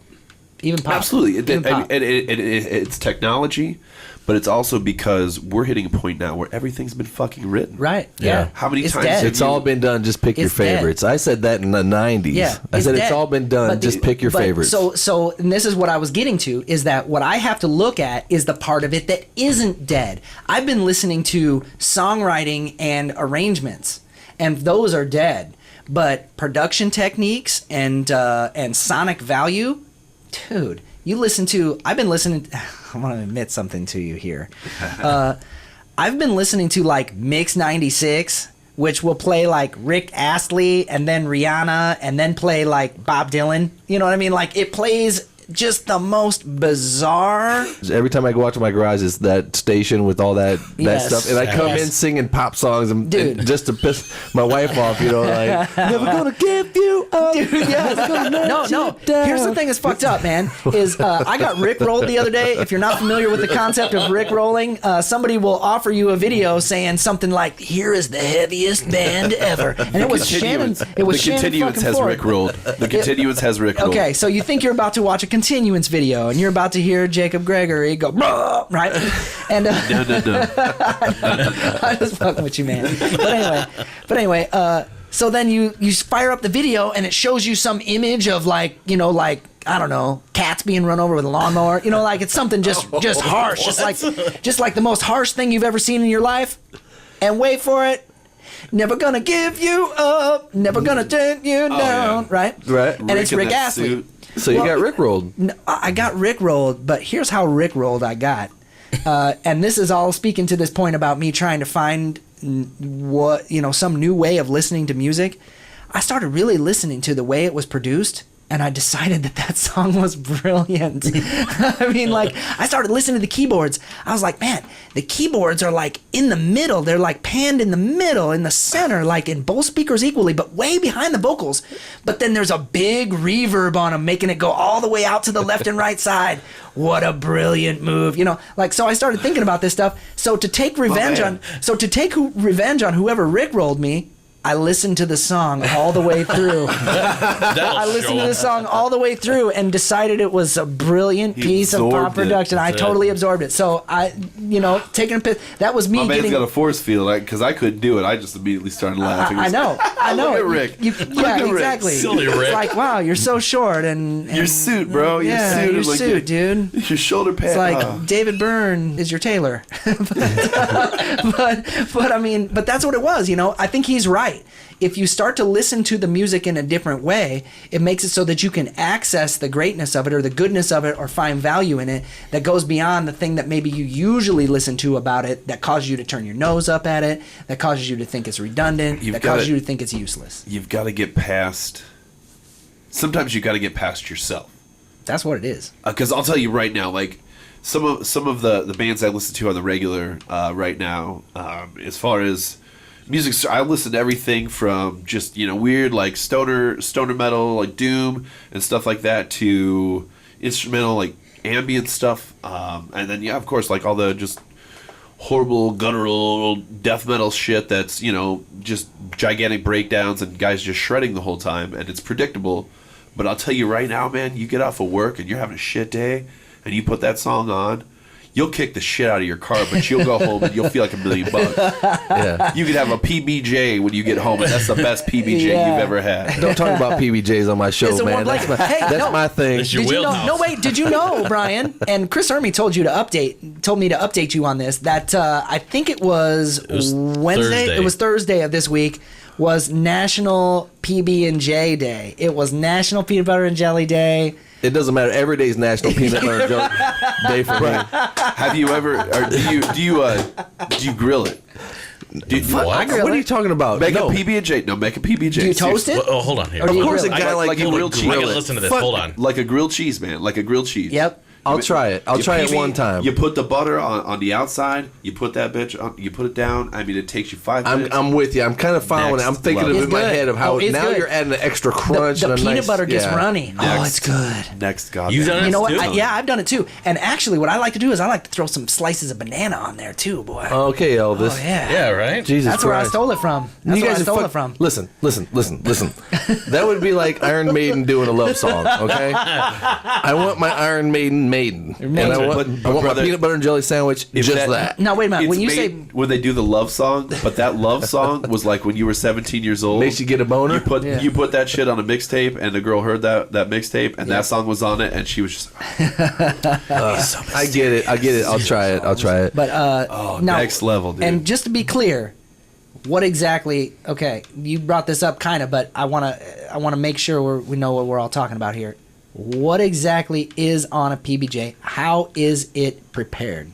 How do you make a I don't make a peanut butter and jelly sandwich. My wife does, and I'm telling you, that woman's trying to kill me. So does she put too much peanut butter? Oh my god! PB&Js? Oh my god! You ever read the caloric fucking little chart on there? It's like 8 million calories for like a teaspoon. Yeah, right. And then my wife showed me what a teaspoon was, and I was like, oh no!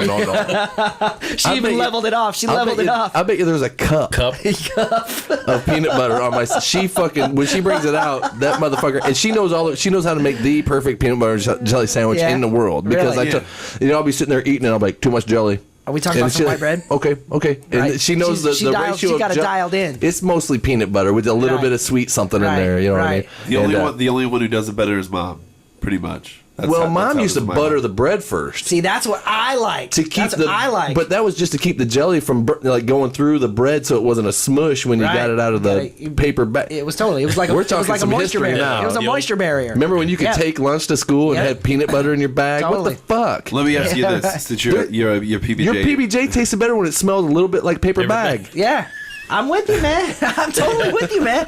And what my mom would do is she would toast the bread so that way the butter would kind of melt into the bread. Oh, your mom loved you. She did. Secret. That's what I'm talking about. Dude. It's My mom didn't toast the grill bread. that shit. My mom didn't toast have the time bread. for that. We just Really? slap it together and get your ass to school. Okay, Jeff's mom did not love Jeff. No. I've come to grips with that. If he got a lunch to go to school with, Mama loved him. All right.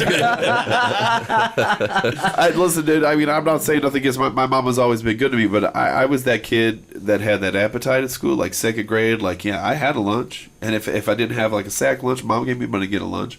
But then I'd eat my lunch, and then I'd be looking at everyone else's lunches. Absolutely. Right. I'm like, dude, like, are you going to eat that chicken fillet? Yeah. And I went to I know you bit it twice, but dude, that's fine. Like, I can eat I've got a really good immune system. There's Yeah, nowhere had you sex could with get a nobody. real school pizza you got anymore. herpes. Where can you get a No. real school pizza? Who the fuck wants a school pizza? Whatever, I do. dude. I did. My school I pizza did. at my house was the fucking Yes. jam, dude. Yes. In my school, it was dude. the best. Rocky man. put down some fucking pizza. We're all rockers here, right? For Right, sure. Except for Jeff, he's a innocent bystander. Jeff seems Yeah. to be rocking, though. You're supposed to be doing the color commentary from like the normal. I can't get a You word seen in it? edgewise with Angle. you clowns. You have a hat with a bottle opener on it. I'm ready I to just go. noticed at all, that. I'm ready to go at all times, fellas. Really, we've been waiting for a bottle opener this whole time, and you have one on your fucking hat. I Jesus forgot it was Christ, there. God damn it! But Jeff, but bass player.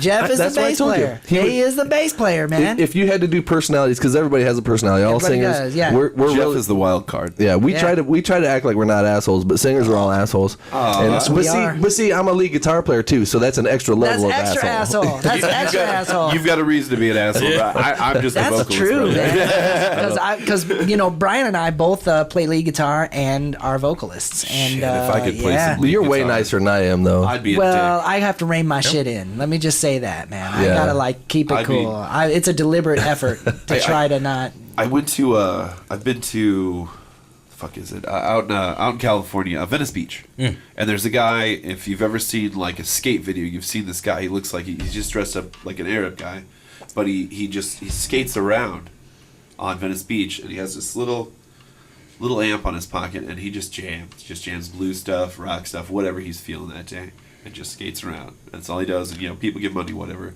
Right. But that dude, that is it. That is exactly it. That's what you want to do. You want to skate around in Venice Beach in a because what I saw was I saw Speedo. I knew where this is I going. saw Speedo, a guy with a jam box on his shoulder, like No, Yeah. with the little gym shorts. You know what I mean? No, but then he comes up to the little parking pylons and does the thing with his legs. Who the fuck does I that? don't By know, the but way, that was badass. you just took me back to when in elementary school we used to go on skate trips, right, to Skate Ranch. The Yeah, whole dude. school goes, and so you're out there trying to get these fucking wheels on, you're bouncing Right. around, right? And then Right. you get out there in the wood, and you can, you're like Kinda a stand baby up. deer, your legs are spreading Yeah, apart, you don't know what to do, and then that guy that works there skating backwards, blowing the whistle. Right. Oh yeah. You know what I mean? They're freaking out. Yeah, and the only way you're going around in a circle, around with all these strobe lights and Def Totally. Leppard playing, Yes, like dude. when we make love, trying to skate and shit. Try to get that couple skate on. Why did it have to be Love Bites? Yeah. It's just too And funny, dude. then you get going at it, and you get, I'm going pretty good, man. I'm going, Yeah. and then you got to figure out how to fucking stop, Right, dude. And so what I did was I just kind of ran into the wall until it Yeah, right. fucking slowed me down enough. You know what? I was stupid that I was so stupid. I saw that little bumper thing that's on the front. You right? used that? No, I didn't realize you're supposed to drag it behind you. I thought you were supposed to leave Just it tip like your endo. And I went, They were rollerblades. no, they were not rollerblades. That explains that face. Yes. Exactly. Is what got Is my septum deviated? Can anybody see that? is what got me was the backward skate. Oh, I couldn't do any of I still that. can't do Yeah, that. like that dude. Like it was like a figure skater out there, man. Yeah. You're just like, dude, how are you so smooth? Them guys were buttholes. They were buttholes. Who I They were was? buttholes. They knew Who I it was- too. They knew it too. Who I Yeah. was at Skateland, I was that kid that like, yeah, I got my skates on, right? And I went out there for about 20, 30 seconds and then just skated right to the arcade. That's Do you know how? I'm playing Dig Dug. Jake, you know? you actually, Centipede, man. Centipede. exactly. you actually had the right idea, because let me tell you how bad it sucks when a fucking pair of roller skates hits you in the shin or in the face. Them fucking things are deadly weapons. If you go down and somebody hits you Yeah, with a yeah. skate, Yeah, you're fucked up. You're Those things got a fucked. lot of inertia for sure. I knew that from the time I was really young. I was about 3 years old, and this girl that lived down the street from me named Tara, she actually kicked me in my tiny little nuts with a pair of roller skates. And that shit traumatized me for life.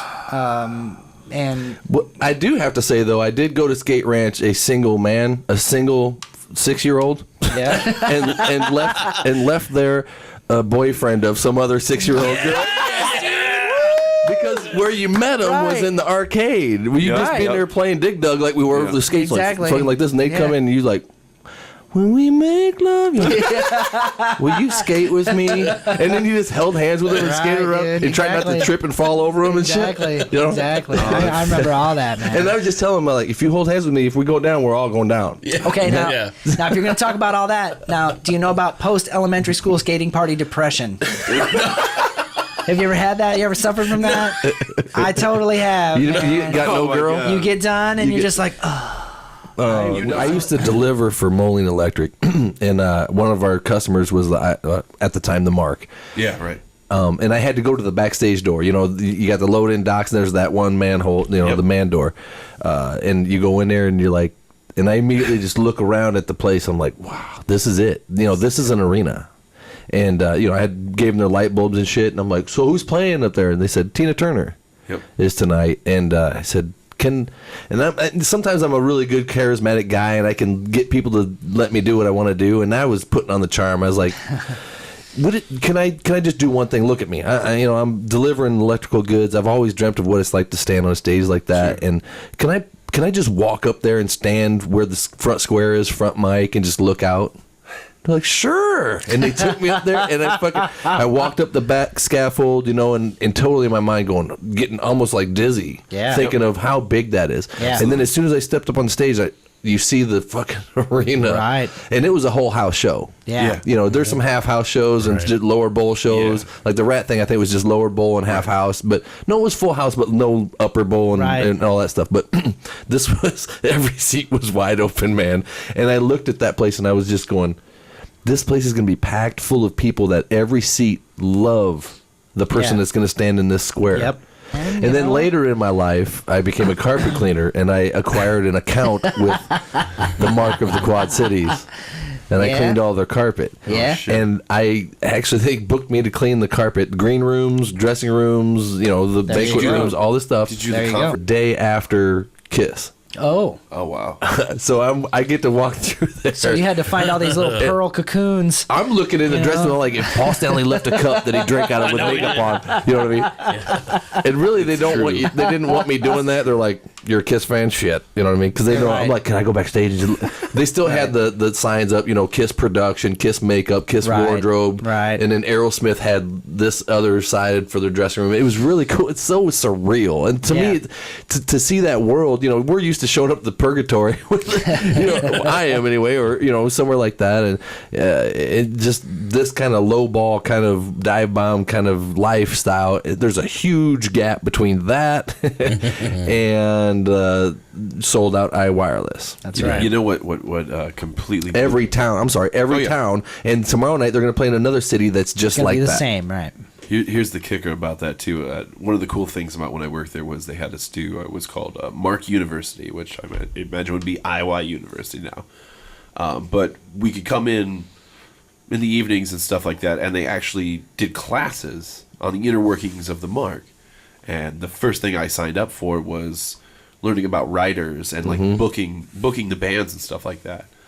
Which is still like something I absolutely love doing. It's a lot easier now with Facebook, mind you, but I got to see writers, and I got to see writers from everyone from like I can't remember the name of the tour. I think it was Family Values tour, but it was like Limp Bizkit and Eminem and Ice Come on, get to the good stuff. What's on the rider? Right. So No brown M&Ms in us. the first ones I saw, like Limp Bizkit, was they got paid. It was $95,000 for the show, and all they requested was like just some standard food and lights that you could dim. Oh. Oxygen. And then for the bass player. it went up, and then it went up from there. Kid Rock had like a full king size bed put up in his room, and there was a line of fucking women the entire time. Like when it was time for him to come, like get up there, he jumped up from the Time bed. to come. He ran. I'm sure there's plenty of that too. And he just ran down and like went up on stage, and then got up there, and like that guy, I don't like his. I'm not a big fan of him, but I've seen him twice for free, and each time I saw him, that guy played every instrument on the stage. Yep. Yeah. He writes that shit, and I he have seen hires a him. band. I've seen Yeah. him twice, and it was a great show. You know what was weird though? He's an entertainer. He's a piece of shit, but he's an entertainer. He looked kind of spent in some weird way though when he was doing it. He He looked probably kind of is. like he was playing it, but he felt all different while he was doing it. I mean, how does that make any sense? What else is on the rider? Let's get back to the good stuff. Were you there when Kiss played? Kiss, I have no idea. Didn't see Okay. those. The thing about the Mark is that place is not necessarily a part of the city Moline. It polices itself. They can call the police there, but they run their own security and everything. So when artists come through, they have full reign of the place. Like years and years and years ago, Puff Daddy, P Diddy, whatever the hell he's called now, he came there. Yeah, he changed it back. He's Puff Daddy again. And he rolled up in there. that? I just saw it on Fallon the other night. Oh, okay. Okay. And he rolled through there with like at least like 8 or 9 deep, and every single one of those dudes had sawed-off shotguns in their coats. You're shitting me. I'm not shitting you. Because the gangs in the Quad Cities are so dangerous. They are dangerous, dude. Moline's A rough. lot of gangster disciples, a lot of vice lords, a lot of Latin kings. Barry Manilow.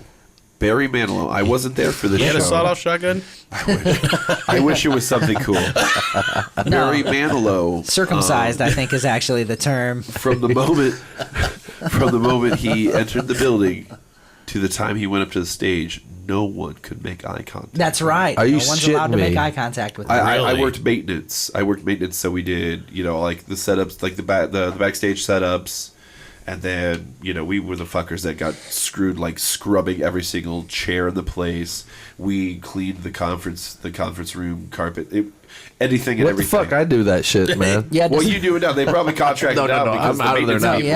you had to like give Barry's rectum a sponge bath. I didn't work that show, thankfully, but I heard about it, and the maintenance office, they had to actually like drape sheets in front of the windows. Weird. So Weird. like that guy is still so sensitive. He's that like a eye spider contact- monkey. You're not supposed to really? make eye contact Really? with spider We should monkeys. kidnap his ass and drop him off at the Big Ten Mart on fucking Locust Hey, Street man. and see Totally, if he dude. can make it. No, man. I was He'd thinking be like naked no, and afraid. No. Yeah, totally. He would. He'd be Dollar like a- General on the on be West like a- Avenue. That's a great He'd be fucking like a reality sh- he'd show be right like now. a I'm coining shaved- it right now. Take huge stars like that and just fucking drop them off in like real shit. You know what I See, mean? and I was thinking like the Clark Station at Washington and Locust. Yeah. You would. you got to learn how to survive sometimes because you're coming home 3:00 in the morning. You go into the Big Ten Mart to get something. You're hungry.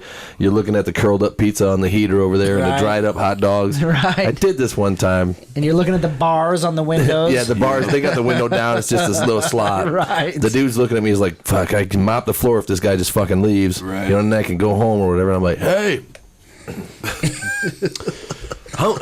These fucking hot dogs are all dried up and that pizza's been on there all fucking day. I know it has. Nobody's going to buy it. I'll tell you what. Them 3 slices and them 4 hot dogs, I'll give you $4 and I'll take them off your hands. You don't have to come out here and throw them away. Deal. Yep. Fucking gave him $4 and he fucking threw them in his pocket. And I Dude, took all the pizza and the like dried up Slim Jim fucking hot dogs they had. Now, did you get the pumper chili? The pumper chili? You know what I'm talking No, about? Where I'm you not gotta risking pump the that. chili? That's been in there for 2 weeks. It has been, man. You want to talk ghetto for a minute? One of the things I absolutely used to love to do was the 99-cent bag of Doritos. You'd go into a 7-Eleven just hammered. And you go in there, you get the 99-cent bag, and you walked over to the nacho station.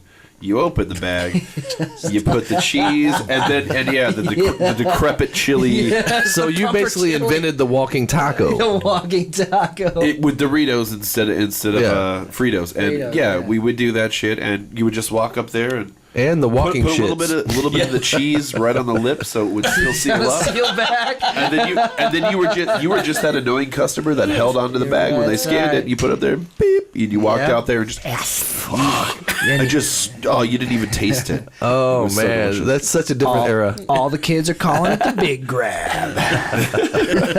There was a time in my life where I actually thought patio burritos were delicious. Oh yeah, Oh, yeah, I remember for that, sure. man. I used Red to, hot. I You used gotta to, get the red ones, man. I That's used to eating high enjoy on the Hot hog. Pockets. I used to love Hot Pockets. Oh, If man, you could Hot afford Pockets. patio burritos, you were living high on the hog. That's pretty sad. Yeah, because I've been in bands where I've moved out to wherever and I got a little apartment or whatever, had no fucking money at all. Yep. Living on bologna and macaroni and cheese, man. And that was good too. You were doing good, man. Oh, But yeah. here's my dumb ass pouring charcoal into the fucking grill outside and grilling bologna. I was spending more in charcoal and lighter fluid. Totally, dude. I could have bought a pizza. You That's sad. But there is nothing that really can beat that smoked bologna flavor.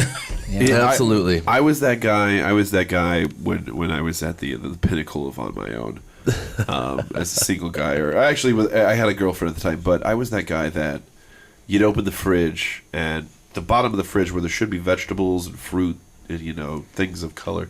It was PBR, but I would put together meals. Like I'd be the guy who's like, all right, I've got a pound of frozen deer meat. I've got some egg noodles and some ranch dressing and some shredded mozzarella. I'm making a Dude, pasta. that's a meal right there, man. Here's- That's It a was the meal. greasiest goddamn thing ever. I'm But I'll tell telling you you, right now, man. man, didn't eat for the rest of the day. I was I'm like, telling you. I moved to Quincy and Solid. lived in a That shit was good. farmhouse to What? play in a band You called moved to, wait a minute. You moved to Quincy? Quincy. I never knew that about didn't you. either. Yeah. My I li- dad told me that if they were going to give the planet Earth an enema, that's where they drill the hole. It wasn't good. I felt that way about Kelowna. It wasn't good. So I move into this farmhouse. They're like, dude, you can join our band. Tony Higbee was the bass player at the time, and he's like, really? I found this band. They need a guitar player. They need a hotshot guitar player and a bass player. So I move out to Quincy thinking, this is my break. I pack up my van. I got the Chester Molester van. Drive that son of a bitch to give up everything here. I'm going, Mom. I'm Stabbing leaving. wagon. I'm taking off. This is it. Hey, Mama, I'm gonna move away. I'm gonna hit the big time. I'm gonna be a big star someday. In Quincy. That might sound like a lyric Really? too. That sounds familiar. I'm not really I'm sure. sure there's a song about Yeah, Quincy. maybe so. So I pack up my shit and I move into this big farmhouse, no air conditioning, 1,000 degrees outside. And I walk in, and the drummer lives in the house too. That's all that lives in it. And so me and the drummer are going to live together. And I walk in the house, and I look in the bathroom, and there's nothing but strewn porn mags all over the Oh fucking, my God. all over the bathroom floor, right? And those pages were Straight sticky. porn, hopefully. Straight porn. Oh, yeah, absolutely thank straight. goodness. Yeah, Thank absolutely. goodness, right. And I'm like, no, I'm never gonna leave this room. Probably, I'm gonna have to go to the bathroom all day. But and the band's set up in the living room. That's where we practice. Is in the living room. There's a TV Right. there and a little phone with the, Right, exactly. Rotary. Yes, fucking sir. pulse dial. and that's it. And Yeah. then no air conditioning, anything. I look in the fridge, like some crusty old mustard bottle, and a couple packets of ketchup, and a thing of bologna. Motherfuckers always had condiments and That's- nothing to put it on. Dude, I got That's condiments it. for days. For days.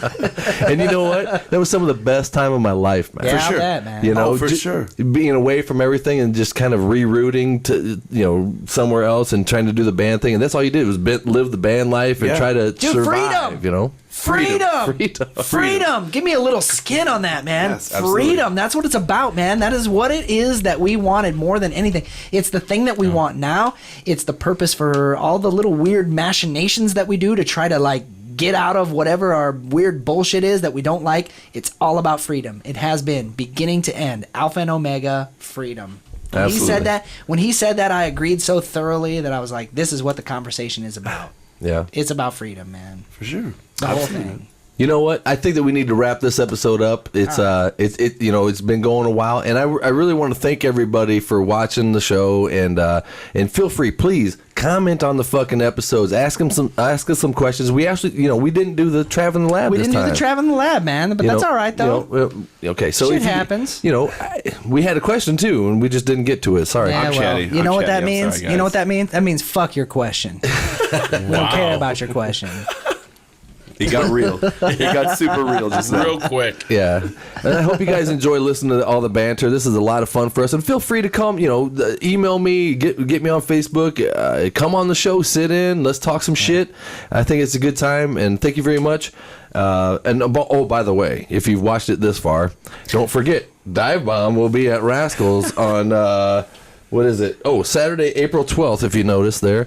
We will be playing at Rascals. It's your favorite 80s hair metal stuff. So if you want to see Brian Miner in the flesh. The real deal. Anyway, come. Yeah. You know who the fuck I am? Don't you dare fuck up my pizza. Oh, and by the way, Fucking Miner. unfuck your questions. I'm so sorry. I didn't mean to talk to you that way. I will take your questions. Just give me your questions. But I want to leave you guys with another cool band that's local here. You might be surprised by my selection of who I like to play, but this song's really cool. Every time I click on it, my wife runs in here and goes, "Who is that? Who is that?" And it's a Corey Booth project, and it's a really nice song. It's called Moonshine. Hope you guys dig it, and we're out of here. See you next time. Take the fall, make it all go away every day. Pay the right price, you can stay till you get your feeling and not say, what the hell ever happened to that one guy with a bright headlight kind of look in his eye before he found out for sure he's all alone, but every day there's at least a little bit of sunshine. You keep your head in the clouds, and every night, baby girl, you're my moonshine. You keep me drunk on the ground, and every single day I'm always trying to find the time. I'm always trying to find the time. For you I'm gonna find the time. This time I won't let you down.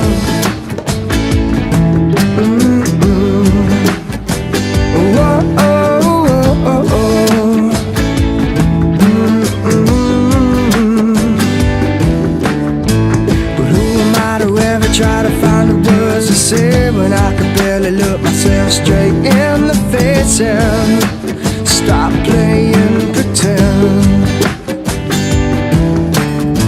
And who are you to ever wonder if you could too? You know you never should step outside of the shoes you're in. They say you can't win, but you can, 'cause every day there's at least a little bit of sunshine. You keep your head in the clouds, and every night, baby girl, you're my moonshine. You keep me drunk on the ground, and every single day I'm always trying to find the time. I'm always trying to find the time. For you I'm gonna find the time. This time I won't let you down.